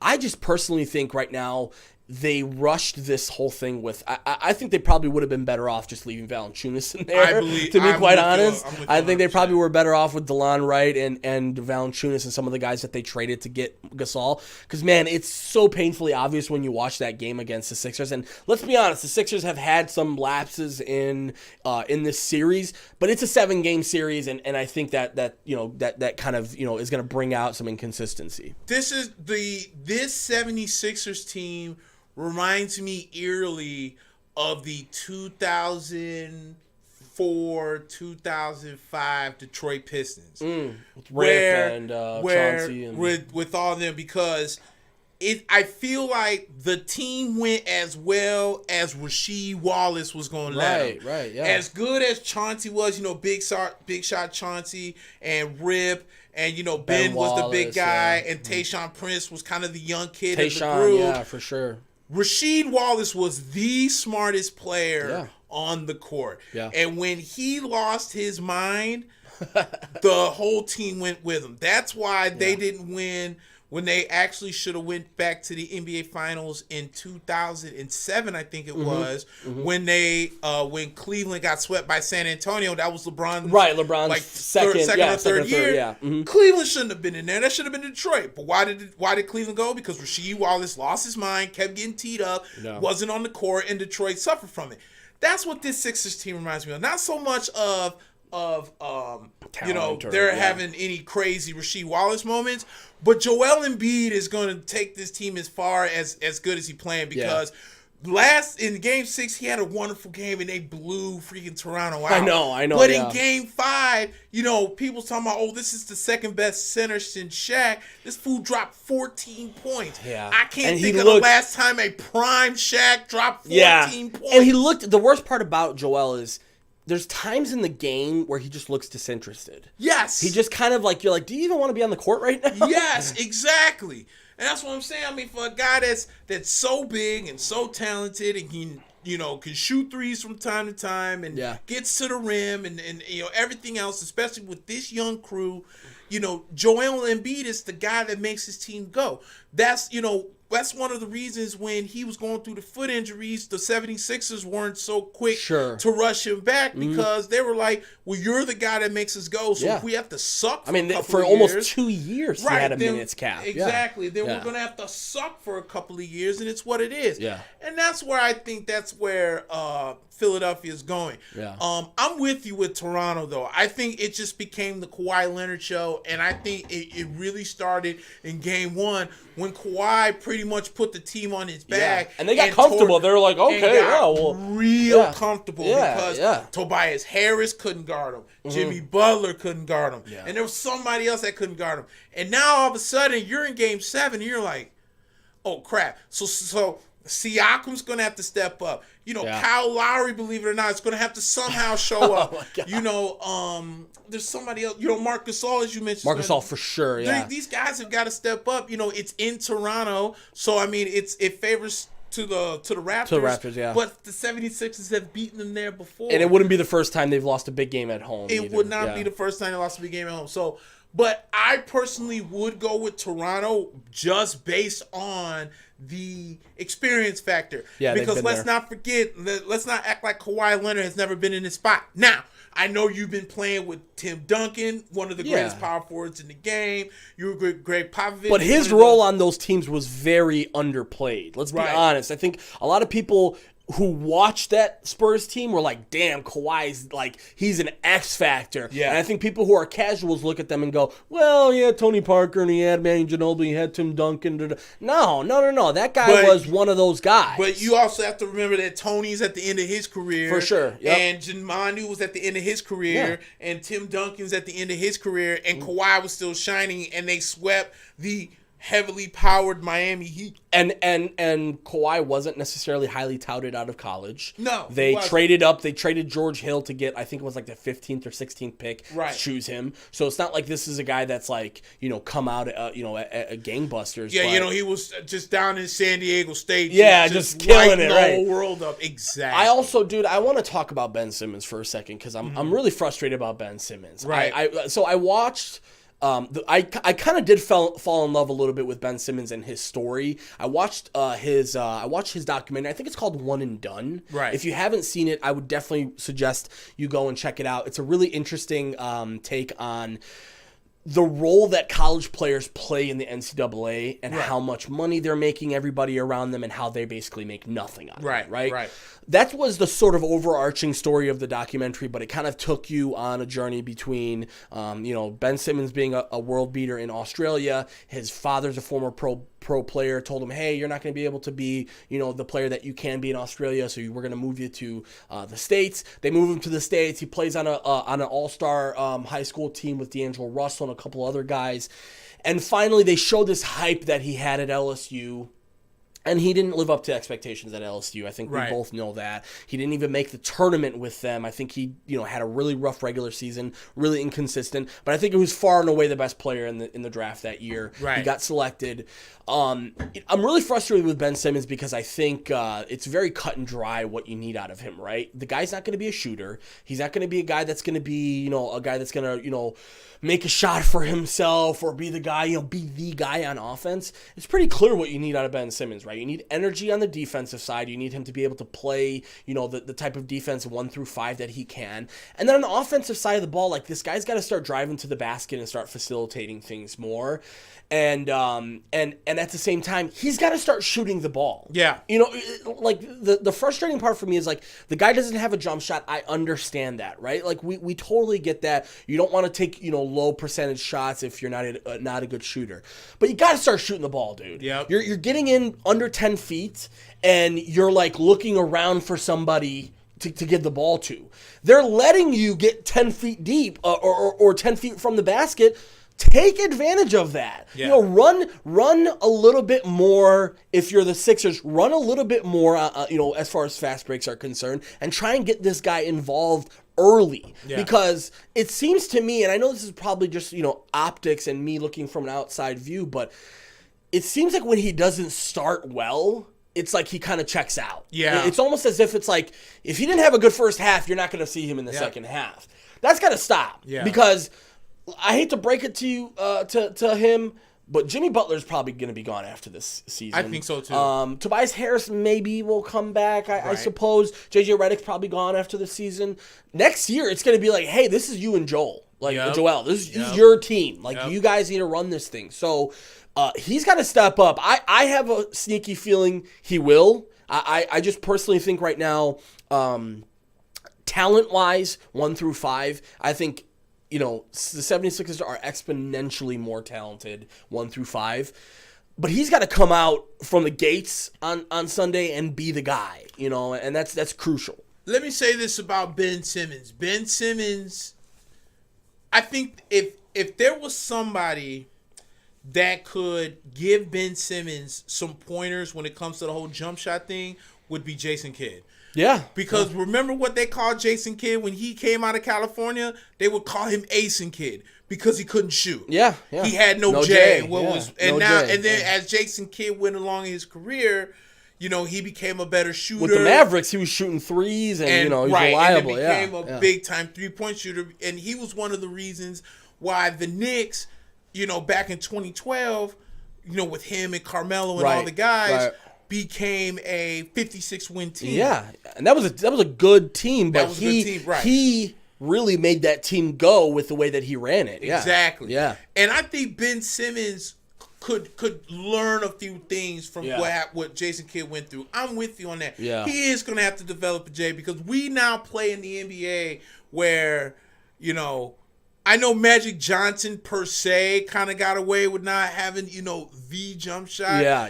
He was just so talented. Because if you think about it, when you look at a Magic Johnson highlight tape, you're not looking at any jump shots. Right, he made. it's like the only behind the back exactly pass, the only real shot you see him make shot? was the hook shot against the Celtics in the finals. That's really the only shot you see. But to be fair, that was an era where you didn't have to have a jump shot, right? That's what I'm saying. That's what I'm saying. At that time, point guards were the facilitators, and nobody wanted you to shoot. You're the point guard. Why would you shoot? All you were supposed to do is just set it up for the stars. Yeah, that's all you were supposed to do. Yeah. So I'm with you on that, and I think that as time goes on, and and that's where I 100% agree with JJ Redick maybe going out, with Tobias maybe going out, with Jimmy more than likely going out to go try and get that payday. It's going to be Ben Simmons. It's going to be Joel Embiid. Mm-hmm. So you can either be, for what it's worth, Magic and Kareem. Let's not go that far, but you get what I'm saying. I agree with you. You have a chance. Or at the same time, you're going to be the guy that they make fun of because 6-7 years down the road, you still can't shoot the ball. Mm-hmm. You know what I'm saying? Look what's going on with what's his name? Markelle Fultz. Oh, God, yeah. With his shoulder injury, and they're making fun of him because he can't shoot. And it's a confidence thing with him, too, because, they showed videos of him doing his jump shot, and everyone was like, what planet is this guy from? Has he never held the ball before? And, here's another thing with that, too. Every time somebody... See, this is why critics tend to piss me off sometimes. Because it's like you're sitting over here making fun of some of these guys, but at the same time, okay, I could make fun of Markelle Fultz shooting the ball, But there was a time when Sean Marion had one of the ugliest jump shots. Oh my God, yeah. And at some point made it work. He made it work. Yeah, that's true. You get what I'm saying? That's true. And for as ugly as Sean Marion's jump shot was, every once in a while the three. He was reliable from the corner. He was reliable from the corner, and he could get to the hoop. Yeah. Well, here's the thing with Markelle Fultz. He can prove that he can get to the hoop at some point once he gets healthy. Ben Simmons is the same way. Ben Simmons can get to this man's 6'7" running the point. Yeah. So he's already at an advantage over most point guards. Sure. And here's the thing. It's like, okay, I'm gonna make fun of Ben Simmons because he ain't got no jump shot. But where you gonna be at if he does develop one? If he gets one, he's gonna be one of the best players in the league for sure. Man. For so sure. I watch what I say, because if you gonna sit there and clown him for you don't want to be that guy who's like, he's never gonna amount to anything, and he amounts to something. He just gets in the gym this summer and starts shooting more, and he'll be fine. No, but another thing about the 76ers that really. They did effort, like Elton Brand, who's I think their GM. Yeah. If I'm not mistaken, he did an amazing job this year with just understanding the window that they're in right now, right? And saying we've got young players, like they traded Landry Shamet and they traded a couple other guys to bring in Tobias Harris and Boban, and they went out and they went out and were aggressive to bring in guys like Jimmy Butler, shipping. I think they fleeced Minnesota for Jimmy Butler, to be quite honest. I mean, Saric and Covington are decent players, but to me, obviously that has to do with the way that all the weird stuff in the media that was happening with Jimmy, and he calls everybody out at practice, and then after practice has a one-on-one with Rachel Nichols. So, but the 76ers, to me, man, a lot of credit needs to be given to Elton Brand, as the Yankees just give up another run on an infield hit. And so when it comes down to it, man, the 76ers have got a really well-rounded team right now, and I think I like Brett Brown because I think we talked about this last week. He makes adjustments like you wouldn't see from a lot of other coaches. Right. Like Boban, for example, and I know there's a lot of pros and cons with Boban. He's a guy that is a big guy. He can be a presence around the hoop, but he's not mobile. He's not a guy that really has good footwork. Not a guy that can stay in front of guys. He can't switch. Right. Like if you're running a switch defense and you're just gonna pinpoint Boban every play, and more than likely you're gonna get in on that. What did Brett Brown do? He said, you know what? That's not working. Boban hit the bench. Sorry about that. We're going to bring in James Ennis. We're going to bring in some other guys to add to the rotation. I really think that he's sort of doing what Nick Nurse didn't do, which is almost call a spade and say, listen, man, we can't keep playing these games forever and right. sort of, hope that this kind of comes to fruition. You're going to, to me, I know that they're going to be on the road. I know that there's going to be some real, there's going to be some real stuff that's going against them. Right. But I personally think Ben Simmons is going to come out, Joel Embiid is going to come out, and my boy James Butler, aka Jimmy, is going to come out and sort of, be the difference maker for them and hopefully get them the win, because I want to see the Sixers play the Bucks. I think the Sixers are more well equipped to have a good series with the Bucks. I think Toronto, to be quite honest, would get destroyed by the Bucks. Dude, can I vent for a second here? Please. Okay, so the Yankees are now losing 4-2. Yep. Why does Aaron Boone keep bringing in Jonathan Holder? He sucks. Is he another one of those AAA guys that came up, or? No, he's been on the Yankees for the last year and a half, and I cannot think of one time when they were like, oh, here's a great piece of the bullpen. Yeah. Jonathan Holder. He flipping sucks. Yeah. And every time Aaron Boone finds some dumbass reason to keep bringing him out there, and now they're losing 4-2. God bless. You're going to tell me we don't have another guy that can't come in and freaking hold runs? Well, he got you out of the inning, and that's but he gave up two runs. He's like Nate Jones, for the White Sox for some reason. I mean, this guy's been around for I think 5-6 years now, and for some reason, every year he finds his way back onto the roster. And It's ridiculous right now. It is absolutely utterly ridiculous. You're gonna tell me in the 6th inning, we couldn't bring up Tommy Kahnle Yeah, like right. Tommy Kahnle. I like Tommy. Is he not in the? He's not on the team anymore. He's probably one of the best arms we have because last year his arm was hurt. Yeah, the Sox traded him to you guys. 2 years ago when we first got him, he was lights out. Last year he was having shoulder issues. He struggled. This year he's healthy. He's lights out again, and we keep bringing in Jonathan freaking Holder. He freaking sucks. I do want to talk about baseball with you too. By the way, you got Toronto this Sunday, right? Yes, I have Toronto this Sunday. Okay. I do want to talk baseball with you because there's a couple of really interesting things that are going on around baseball right now. I hope it's Jonathan Holder loses. I want to talk to you about I also want to talk to you about. Please send him to AAA. Aaron Boone, Cashman. Is Chad Green ready? God bless. I swear to God, if I have to see Jonathan Holder come up one more time, there's going to be something broken because I'm tired of seeing him. Like, at some point... Take him out, please. We don't need anything broken in the what studio. What I'm saying is, it does not take rocket science to figure out that if you've brought in a guy who's given up at least 1 to 2 runs in crucial situations, stop bringing his dumb ass in the freaking game. You know, Godly. I saw a couple of things when we played the Yankees, and one of the things that I saw was obviously how banged up you guys were when we played you guys. Yeah. I mean, you guys had basically half your team on the IL now, no longer the DL. Yeah. Oh God, are we freaking? Are we serious now? We don't want to say disabled anymore for some reason because they're not disabled; they're just injured. The wussification of America's in full freaking effect. No, man. I think, dude, I still say DL, and then I have to check myself. Like, I guess it's the IL now because we. Stop it, dude. It's been the disabled list for 50 years.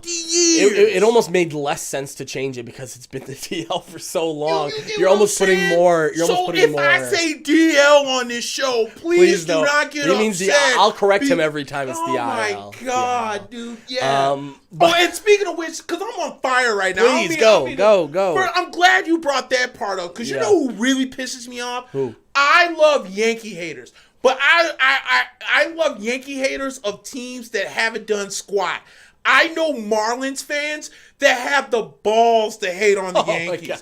I'm like, okay, I understand you beat us in 2003. Congratulations. Your team was young and hungry, and we took you for granted, and we lost, okay? That was a tremendous series. But we are now in 2019, and in 16 years, you haven't done jack squat. In 16 years, and you're worried about what my team is doing? Dude, piss off. Worry about your team and what Derek Jeter's doing to your team because nobody wanted to be there. When we fleeced you out of Giancarlo Stanton for Starlin Castro and somebody that nobody's ever going to know about because the Yankees took under contract, nobody wanted to be there. Freaking Marcelo Zuna didn't want to stay. Freaking Kristen Yelich didn't want to stay. Oh, God. And we see how great they're doing. Yeah. Nobody wants to play in your crappy-ass park with that big-ass monument that looks like a piece of crap your field. Whose idea was that? Whoever to put a giant lime green marlin, 45-foot tall and who's marlin the dumbass that signed off and said, "Yep, let's do that. Run it. How much? $10 million? Run it. Let's do it. Let's see how many." $10 million is like just a night in Vegas for me. So please, let's just do it. I don't want to worry about your sorry ass team and do not focus on the Yankees when we run laps on your dumb ass because nobody cares about the Miami Marlins. Nobody. I don't want to put down a Yankee legend, Derek Jeter. But, man, Derek Jeter is in over his head in my... Bro. And I love Derek Jeter. He's always been a Yankee. He will always be a Yankee. But he's Derek a legend. Jeter He's a legend. Right Doesn't now change it. is living in Isaiah Thomas shadows. Get out while you can, bro. No sexual You're way assault, over your head. This is why the Yankees were like, no, we have a GM. Don't worry about it. Yeah, trust me. You don't want to intern here. No, we don't have a spot for you. No. You know, hell no. He has the audacity to strip the team, put out AA players on the field, and then say, well, we need to play better. And it's like, but the players aren't good. Yeah. You can't play better with bad players. Yeah, so, exactly.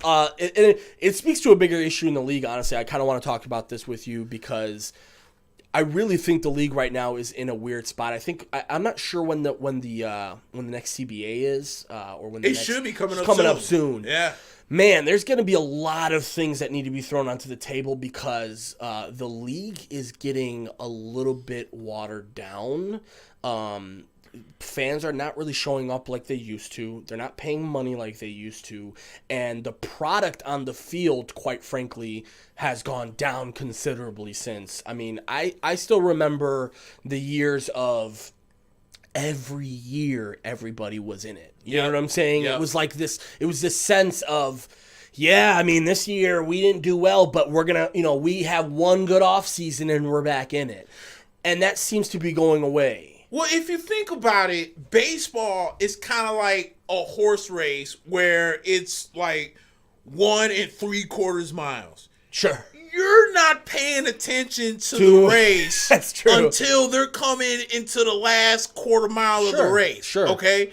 So that's what baseball is. Should they shorten the season? Is that what you're saying? You know what? But my thing is, the problem with baseball is, okay, and we said this last week, baseball are like cell phone companies.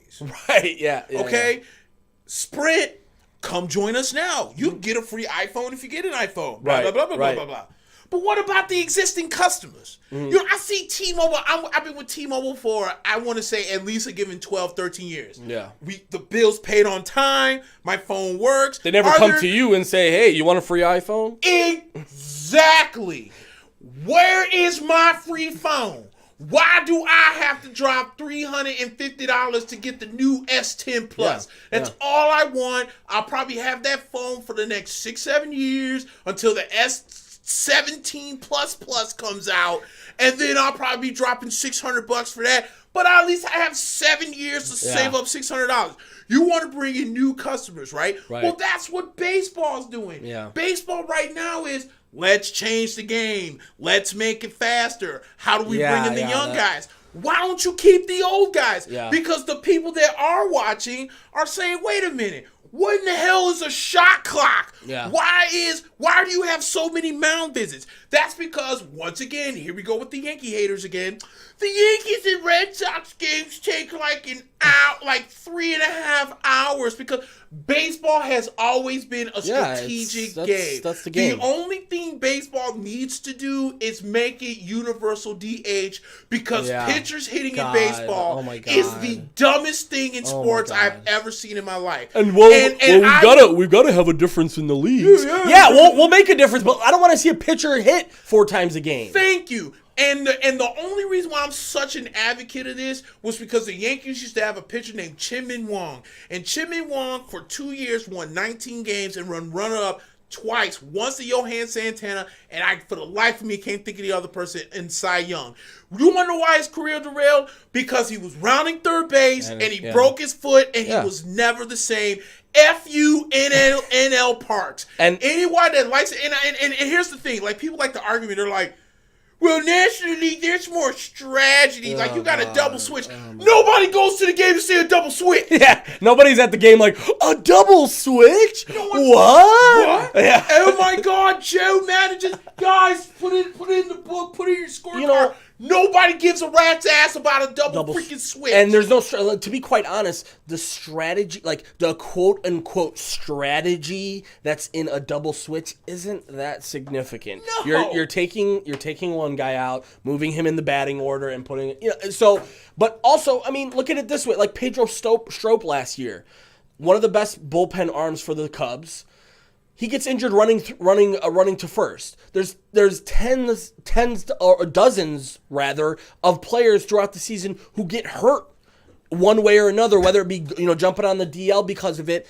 Just get rid of it. But also, I mean, to be quite honest, to go back to your point about marketing, nobody wants to go to the ballpark anymore. No. It's such a $9 for a beer is outrageous. If you're a White Sox fan, right, and people say, well, the tickets are $5. Okay, the tickets are $5, right? But and I'm thinking of this in family terms. Okay, let's think of this in family terms, not Nick and Mac or whatever, right? Right. In family terms, you have you and your wife and 3 kids. Right. Okay. Right, because having one kid is not in the norm anymore. No, we don't have. We everyone's banging like China. jackrabbits. No, yeah. So you got you and the spouse and 3 kids. Okay. You've got parking, transportation. That's 20. Okay. 20. Let's please talk rack about, this up for me. Let's do this from guaranteed rate field. So you didn't already Parking drop is 20. If you're lucky, you found a good spot for $20. All right, 20. Yep. You get the tickets. So we said, what did we say? Let's 5 apiece? let's say 10 apiece. Okay, just to make it easy. So that's 65. We didn't drop. That's 50. That's $50 just for the tickets. Okay. All right. We're also adding 50 for tickets. 50 for tickets. We got 20 parking, for parking, right? So we're at 70. Now you're looking at, let's say, if you're lucky, and you want to just only have a dog, a drink, and a pretzel.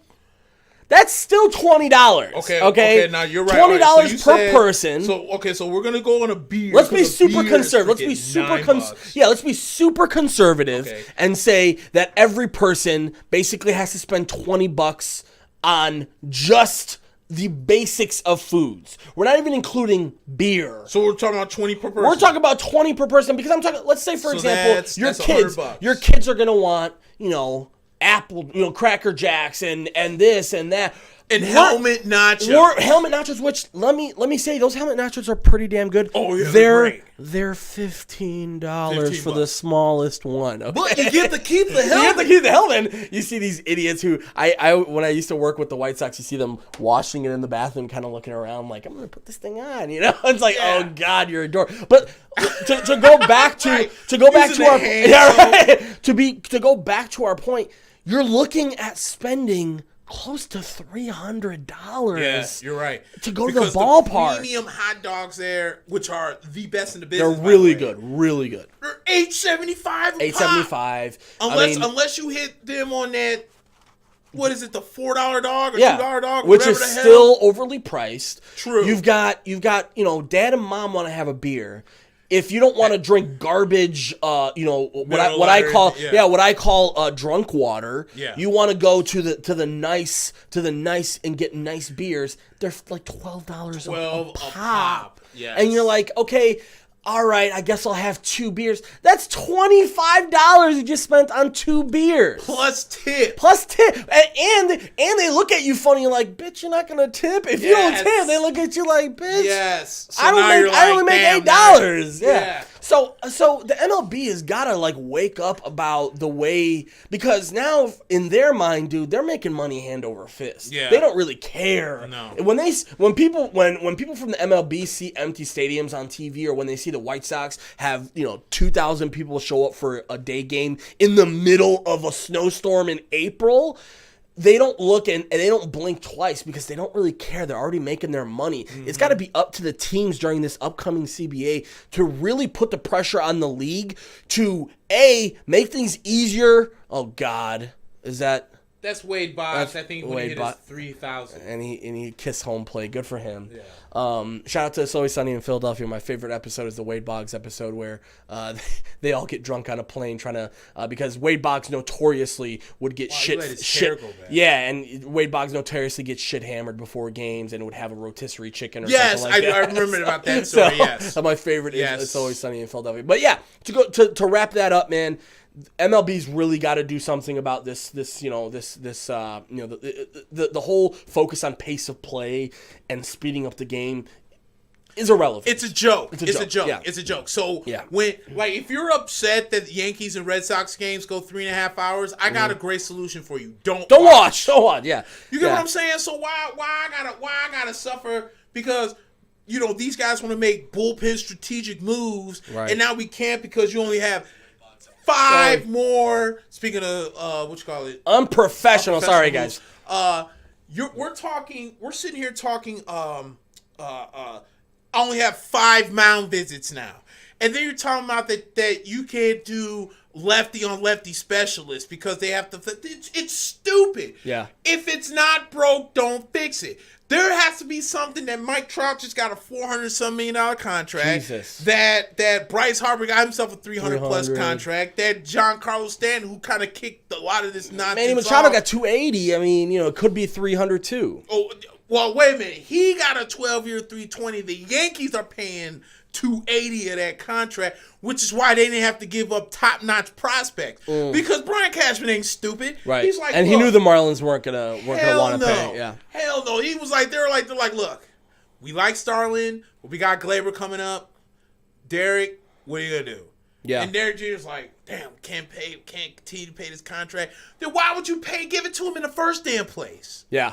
You know what I'm saying? Like, there's a serious issue right now with MLB because diehard fans right now are sticking around and everybody else is sort of waning off into the distance, and it's becoming an issue. And let me just because I don't want to transition quite yet, but we do need to talk about MMA.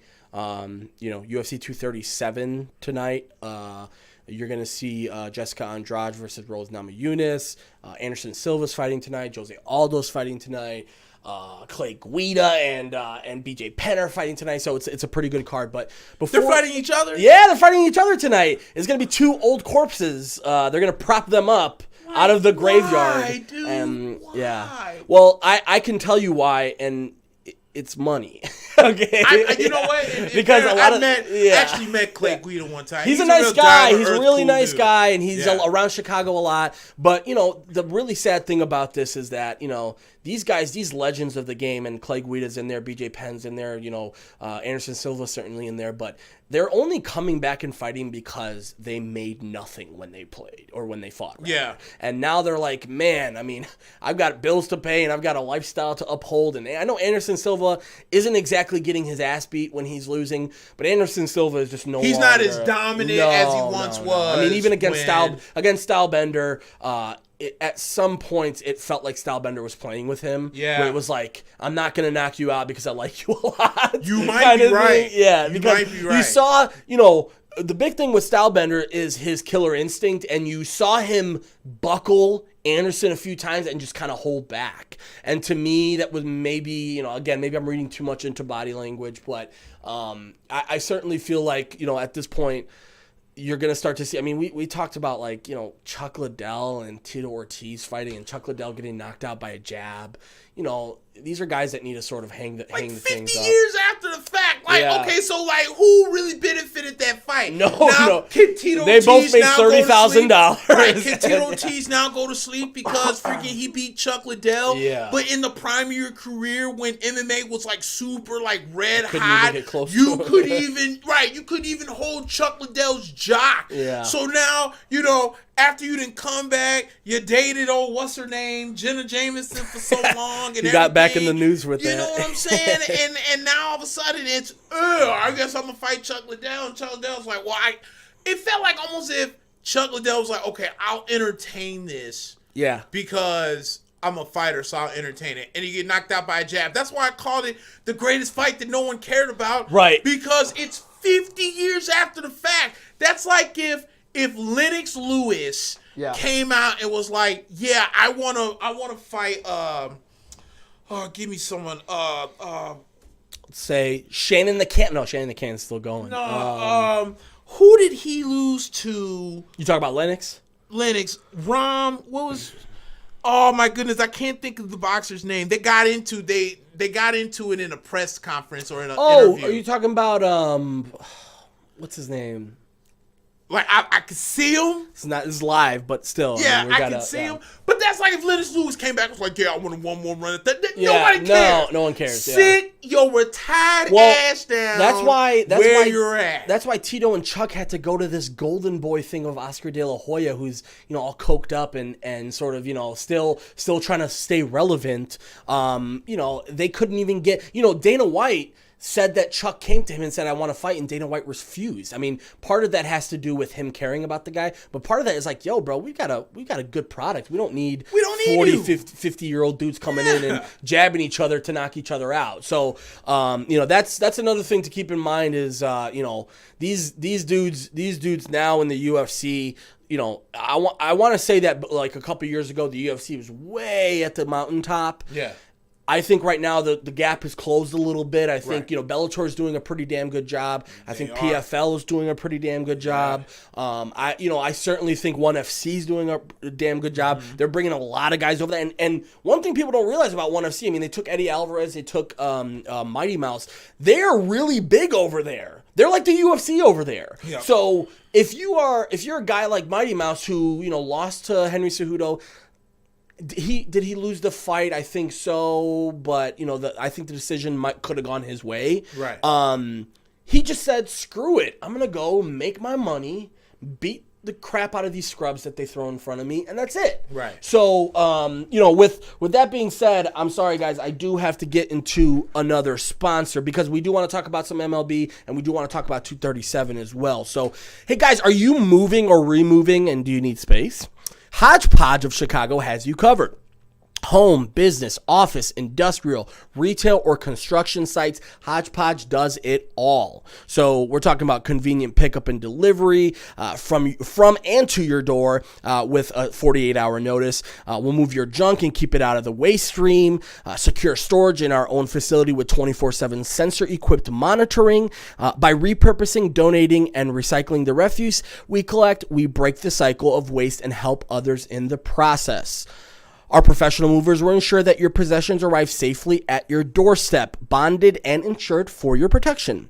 And ribbed for your protection, I think. If you're looking for moving and storage, choose Hodgepodge. Your unwanted items don't just end up in a landfill. They are donated to people who need them. So do me a favor and do Nick a favor.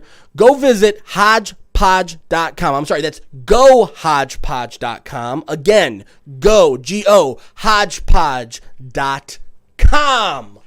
Hey, you and I just got the same notification. We just said I was talking about Clay Guida, and okay. We just got notified that he beat BJ Penn by unanimous decision. Oh, okay. Yeah. I think BJ Penn fell asleep. I think BJ Penn probably fell asleep or something like that. And they're like, let's just end it.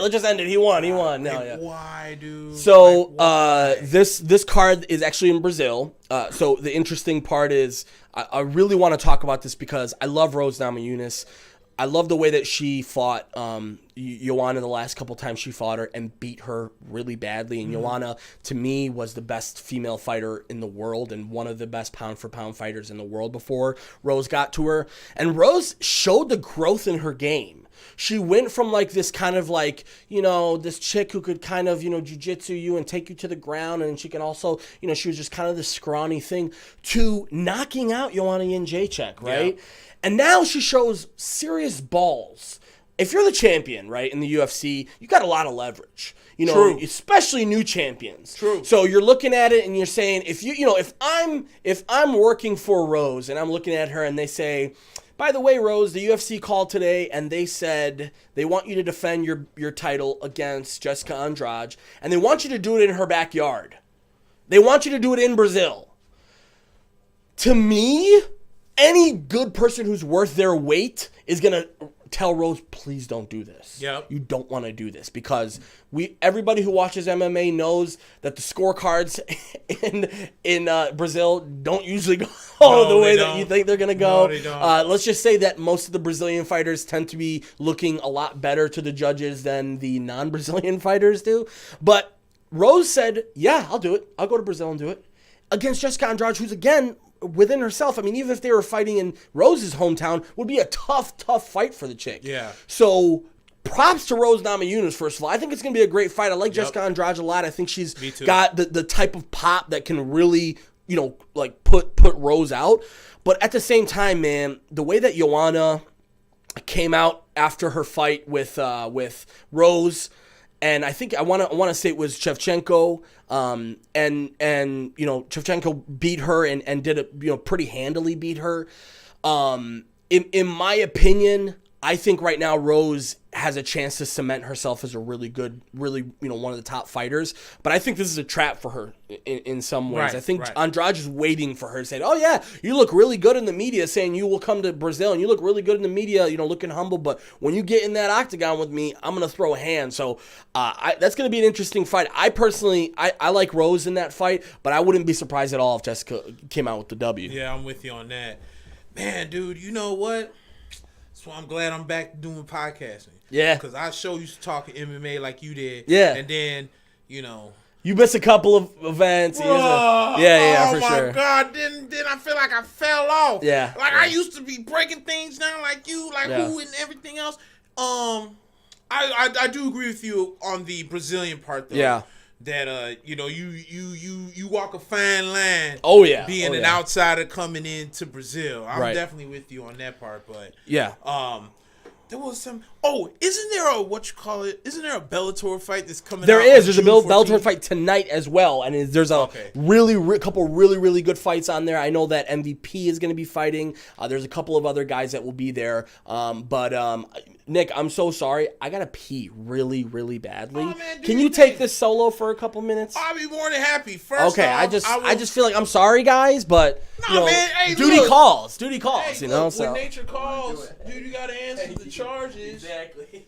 And I'm here too, guys. So there he is. There I am. And, so the Yankees are still losing 4-2 because Jonathan Holder flipping sucks freaking balls. God, dude, I hate John. You know what? Hate is a strong word.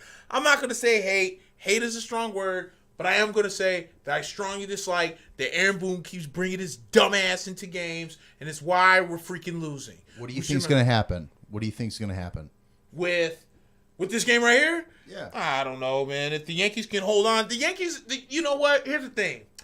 It depends on how they set this up because the Yankees, excuse me, I remember, was it last week when they were down, I think like 5-3 or 5-4 to the Mariners, and I had turned the game off. Actually, you know what? I take it back. It was like 5-3 to the Mariners, and I was like, and they were struggling. I was like, I guess I'm going to turn it off. I went to go eat, and then when I went and looked at my phone, I saw they made the comeback. So I can't necessarily count the Yankees quite yet. But I'm just still mad as hell that Aaron Boone keeps bringing out Jonathan Holder. Another thing I do want to do is I've been looking at, the chat here, and a lot of people have tuned into the show. Man, I just want to give a shout out to everybody that's been watching. Yeah, shout out. I know for a fact that many people have shared the video. Definitely, So like completely big ups to really working out of this. Hey, show. by the way, shout out to my cousin Jamil. I didn't realize that when you said Jamil said this. Oh yeah, is that my cousin Jamil? Yeah. I didn't want to give out. Shout out the my last cousin name. Jamil, man. I Thank you give for out the listening, last brother. Name, and then shout out to Miro, who apparently is watching the show. He's the Miro, man. Hey, we really want to meet with you. That's what I'm saying. Yeah, he's the other half. So of I just wanted to say something real quick. Because Miro is the other half of this whole production company. Nice. Yeah. So he definitely has been checking in a little bit here, and he definitely wants to thank you for doing that live read for Hodgepodge. Yeah. So, Miro, thanks so much for the opportunity and giving us this opportunity, and to you as well, Steve. Because something that we definitely really like doing, as you can tell, is we've done almost 2 hours now. With pretty seamlessly. And last week I think we talked for like close to 5 hours. So we really like doing this, and we're hoping that we can kind of grow this thing out. Oh, hey, speaking of which, after we did the show last week, I went over to Rep's place. Okay. Here, like literally down the street. Okay. Because Mike was my general manager when we were at Adobe. Okay. And I'm gonna tell you what, the food over at Rep's place is fire. Yeah, Rep's place is 100%. Man, I went over there and I had what did I have? I had this burger. It was like a double burger. And it had like creamy beer cheese or something. And then I didn't want fries. And then I had his mom's mashed potatoes. And he told me that his mom legit comes into the restaurant every other day and makes them fresh. Yeah, if you call it mom's. The funny thing was, he was like, yeah, dude, but I'm not going to lie. My kitchen labor's through the roof. I can only imagine. That's how you get good food, though, man. That's how you get good food. Try that peanut butter burger over there. Is that good? I'm going back as soon as we're done. I already made a promise making me hungry right now. Mitchell's working there right now. Yeah, I saw her last week. Yeah, man, it's a lot of people that used to work at Adobe that's over there. But when I walked in there, a good friend of mine, Eric Donner, I usually sing karaoke with him on a Wednesday nights at Adobe. He was there, and he yelled my name, and I was like, wait a minute, who the hell? Because, I'm old and I can't see, so I couldn't see at first. And I was like, oh, it's Eric. What up, Joe? And then also his brother, Rail. He was there, too. Yeah, their dad was a part of a group. Yeah, he was. It was Rail Donner. He was. He was like a, what was it, like the 60s or the 50s? Yeah. He's from where I grew up, like Jefferson Park area. Oh, okay, cool. Yeah, he was promoting and doing a show on my birthday, believe it or not. Nice. Which is, what's today, the 11th? A little over a month. Man, dude, we getting old. Yeah. Turning 36. Don't even remind me, man. 36. Hey, I do also want to talk about, because last week we did a ton of stuff, and we did talk a little bit about some of the NBA draft stuff. Yes. I do want to get in some NBA draft stuff before we get out of here, because there's a big week coming up here. Obviously, yes, it is. Tuesday's the lottery. I know that I am to a certain extent as well, but I'm keeping my expectations pretty low. But I know as a Knicks fan, you've got to be hoping right now for that last ball. We need the ping pong balls. Yeah. To go our way. And you know what? I will be one of the few Knicks fans that obviously we want Zion. That is the key prize. Yeah. But I'm still saying that I am not opposed that if the Knicks do grab the second pick, they get Ja Morant, we get Ja Morant. Yeah. I'm not opposed to that. And I know it's kind of it's going to create a consolation prize, a log jam. But I think the reason why for the Knicks that this is such an important offseason, especially where they get lottery-wise, because if they get the number one pick, there's a great consensus that they're going to get Zion. Now, there have been some reports, I'm not sure how true they are, that the Knicks might be concerned with Zion with how big he is. You talk about injury-wise? 6'7", 285. The knees could be weak. He doesn't have more than 5 years of that leaping ability left in him, right? I mean, you're 285. You're going to be jumping out of the gym. I'm not sure how long you can sustain that. So I agree with that. You know what I'm saying? So I'm not opposed to them getting Ja Morant. But the question now becomes, let's say if the ping pong balls don't fall in the Knicks' favor and they get 3 or they get 4. Somehow. 3 or 4 isn't the worst case scenario. It's not. But I think this is where then the Knicks start talking to New Orleans as far as Anthony Davis is concerned, which I'm with it, but I'm not with it because Anthony Davis is a talent, but he can't play for over 50 games. And he can also leave after the season. Exactly. That's another big thing. Remember last year he said the Knicks was one of the teams that he would extend his contract to. Mm-hmm. But I'm still trying to figure out how in the world are you going to stay healthy? Can you stay healthy? Are you worth us trading our future? Because now they're going to talk about that they want Mitchell Robinson. They're going to want Kevin Knox. They're going to want the third pick. They're going to want 2 of the first-round Dallas picks that they got. Yeah. So I'm almost at a point where it's with the Knicks. Let's see if we can sign people in the offseason. Mm-hmm. If we can't, I don't want to break up the core. They have to test the waters now, is what you're saying, because they can't wait. I almost don't want to break up the core because I think there's a lot of upside in Knox. There's huge upside in Mitchell Robinson. I think he can only go up from here. Me too, yeah. We already see what he do per se defensively, especially blocking shots. I think his offense will come around. I think having someone like DeAndre Jordan being by his side really helps out. Yeah. DeAndre Jordan isn't the greatest scorer in the world, but learning how to dunk, be the big guy, be the inside guy, be around. You know what I'm saying? Be the guy. If you do get Ja Morant at 2, let's say you don't get 1, you get 2, you got Ja Morant. How you guys are going to facilitate one another, because I think Ja can pass. I think Ja can shoot.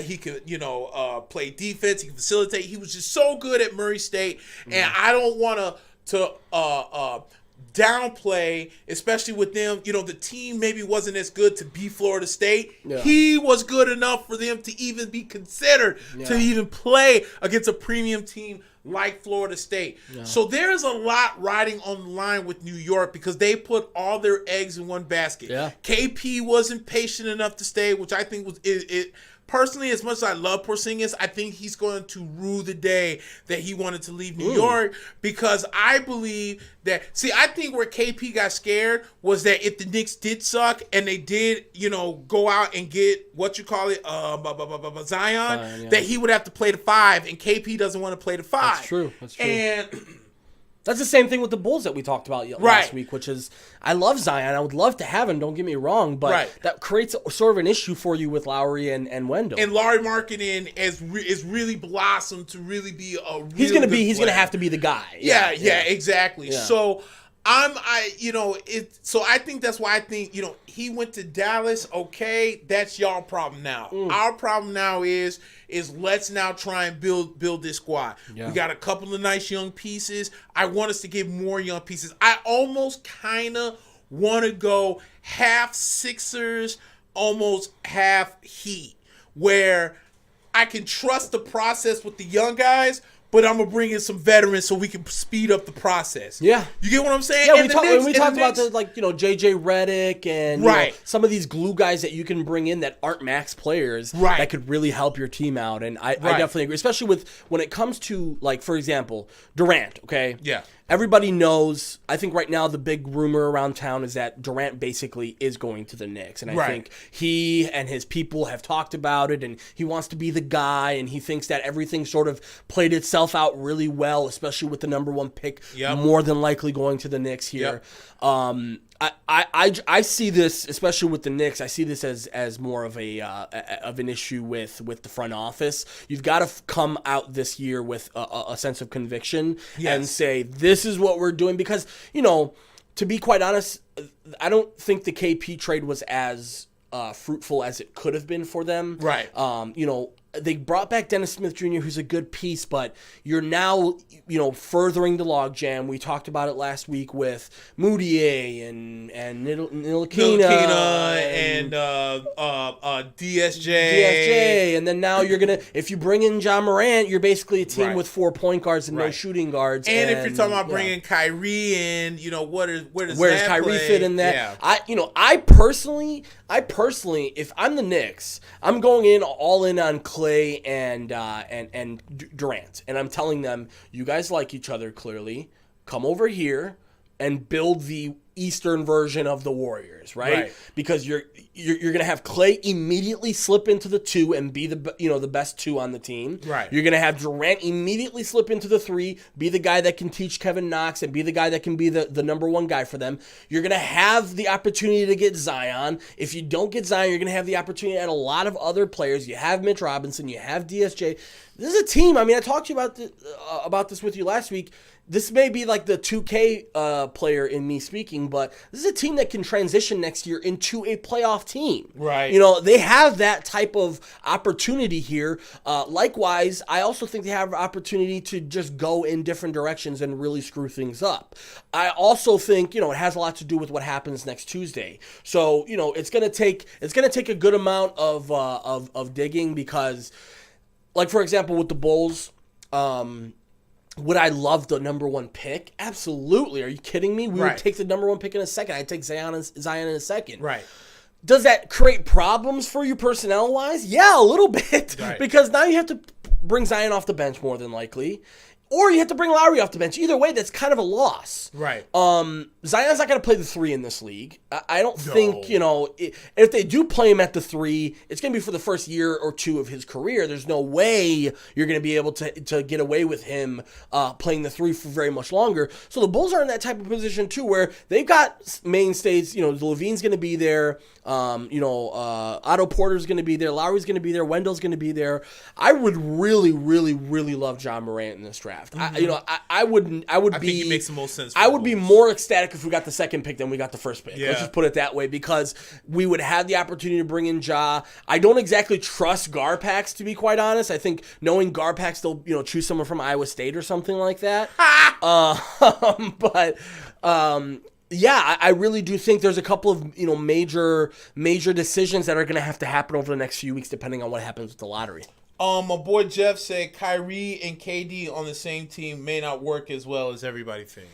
And and I agree with that to a certain extent, because they're both guys who need the ball in their hands, right? And I understand that, but let me put it to you this way, right? When LeBron and Wade and Bosh came together, right, and me included, everybody looked at that and said, that looks really good on paper. Right. But are they going to be able to sustain this, right? Are they going to be able to bring together something that would prove that they can all sort of gel together? Because Wade is a ball-dominant player. Right. LeBron, for what it's worth, can distribute, but he's a ball-dominant player as well. Right. Bosh only knew being a ball-dominant player coming from Toronto. Right. So they grew with each other. Right. Okay?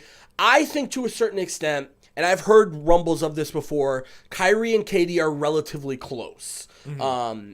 I think it would take one off season, you sign them, get it ready, get them in the gym together immediately, and I think this is something that can work. Well, now let me tell you, are they going to be an offensive powerhouse? Probably not. You know, you're probably not going to be the Warriors right away. Oh, yeah, no. But you're going to have the team around them now. I don't personally like Kyrie, but I think you could work with Kyrie if you needed to. But that means you're going to have to make some personnel changes for sure, right? Like, Moutier's not going to be able to come back and be the fourth guy on that team. You know, Lakina's still got 2 years left on his rookie deal. You know, we talked about DSJ coming in. Yep. They tried to move him to the 2 in Dallas, and it didn't really work out at all. So you've got, if Kyrie and Durant both decide, and I think it's going to be a little bit of a collusion type of thing this offseason. You're going to see that a lot. You're going to see guys, you know, Jimmy Butler's going to get that call from Kyrie and say, hey, are we doing this? Are we doing this? Dang it! As the Yankees just give up another home run here. What's the score? What's the score, Nick? It's 7-2. I can't watch this. 7-2. I'm getting up. I can't watch. And Nick is going to turn it off here.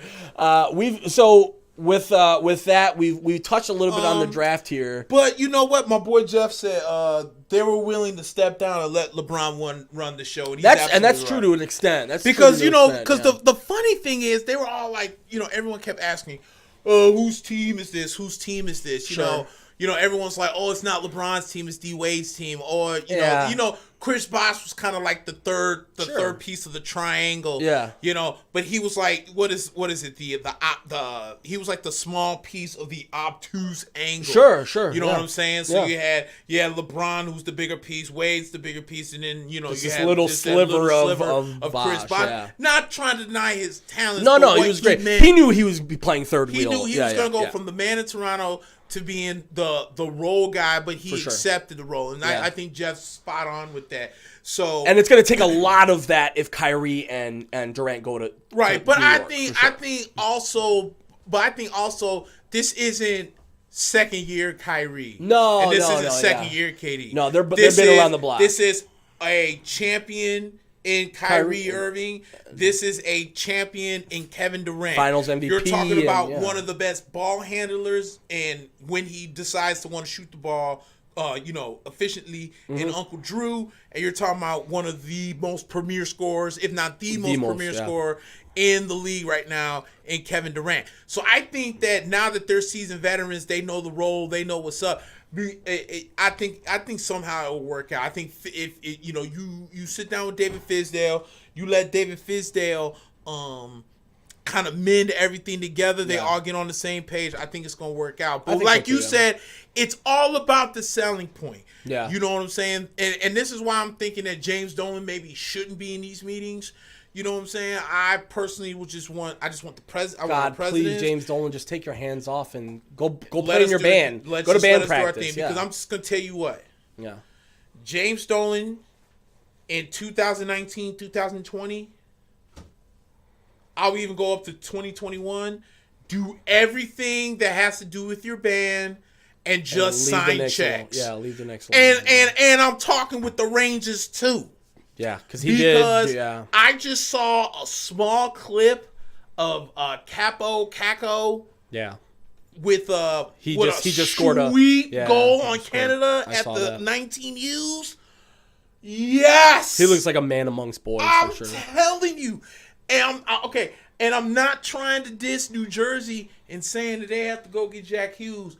I'm just saying they may. I mean, we still got a little while until the draft. They may consider Kako. I don't think it's I've been out. reading that too. I don't think it's out. I think a lot of people have this hype over Jack Hughes. It's been around for 5 years, and we get it. Jack Hughes has been around. You know, people have been talking about it since he was 13. Yeah. This guy Kako, man, he's like really like. If you watch tape on him, you're like, is this guy playing in like a rec league, or who are these players around him? He's that good. And if I'm like guys like Chris Kreider, or if I'm guys like who do we pick up? Jimmy VC and these guys, I would be worried because if Kako comes in and within 1 year, you know, because let's call it what it is.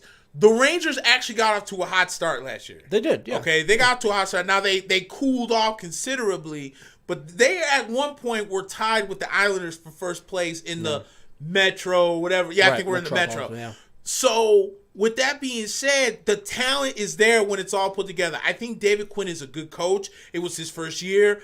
The same thing with David Fizdale. He's a good coach. It was his first year. Yeah. Both teams were supposed to tank. One more or less did, kinda, but got lucky and got one the did number on 2 purpose pick. and one didn't do it on purpose. You know, I don't think the Rangers were trying to lose on purpose, No. but once But they were clearly sold, they were sellers by the right, by the and once deadline, they sold, you know, it really got them into the number 2 spot, and the Knicks were pretty much done with, you know, 20 games into the season. I would say so because there was actually one game where they actually held in against the Warriors. Yeah. And then Kevin Durant became Kevin Durant, and they played hard. And the score, if you didn't watch the game, the way the score came out, and then the way they played didn't match up. So, yeah, man, New York's going to be rocking. We got one team that's got the 2 pick. We're going to have one team that's get the 1 pick. Now, let me ask you, for when it comes to the draft, obviously we're going to know who's going to be picking where on Tuesday. We'll talk, you know, a little bit more about mocks and stuff like that for next week's show. But when it comes down to it, there's a couple of teams, including what we talked about. Boston has a couple of picks that are in the middle. This is a really deep draft. Mm-hmm. So, you know, when it comes down to it, there's going to be a lot of players that are going to be there in the middle of the draft that are going to be sort of overlooked. And I think there's a lot of those guys, and I want to talk about that with you next week because there's a couple of guys that I think could be some steals for you in the middle and the end of the draft. All right. All the services that you need under one roof. You started a business because you believe in what you do. Let Intrinsic Marketing bring your product and service to the market the way they do best. Intrinsic has the services, tools, and expertise to make it happen all in one place. Services include web design, design development, and hosting, everything you need to get online. Social media, comprehensive social media management services scaled to fit your needs. Copywriting, blog posts, articles, sales material, press release, online copy, and more. And targeted ads, ad spends made simple, research, targeting, implementations, and results. Don't take our word for it. See for yourself. Visit intrinsicchicago.com. That's INTRINSIC Chicago.com for more info. We are also brought to you by and sponsored by Boss to Boss Productions. That's you know, the umbrella that me and Nick are currently under. Thank you so much again, Steve, for the opportunity, Boss to Boss for the opportunity, because and Miro too. Shout out to Miro as well. You know, because you know, Boss to Boss is definitely, you know, we're on the up and up with them, and you know, appreciate that. But Boss to Boss Productions is looking for interesting ideas for new shows. So Boss to Boss makes it easy for you to get your show up and running like ours. They handle everything from audio and video production and editing, logo design and branding, website design and hosting, RSS feed setup, scheduling, advertising, monetization, and much, much more. If you have an idea for a podcast or would like to advertise one of your products on an existing show, the Mack and Black Show, send us a message at bosstoboss.com. That's boss, BOSSED, the number 2, boss.com. Thank you so much for watching, listening, everything like that, man. Yes. I know that, you know, this is a grassroots thing. We, you know, sort of had a small inkling earlier in the year. Me and him had connected about, sort of, capitalizing on some of our chemistry and getting this together. And I'm really happy we were able to do that. Again, shout out to Boss, man. Shout out to Steve and Miro and we've got big things coming. And especially when it comes to this, man, we're only gonna grow this thing out. Yes, sir. So for Steve, Mack, I'm Black, aka Oso Negro. And remember the Two Scoops. We gotta put Two Scoops in there too. AKA Two Scoops. Two Scoops. Yeah. AKA Oso Negro. We're gonna add a couple more too. But the government knows me as Nick Russell. Yes, sir. We're signing off. We'll see you guys next week. Go Knicks. And Aaron Boone, I swear on life, don't bring in Jonathan Holder anymore. Go Sox, baby. Go Sox.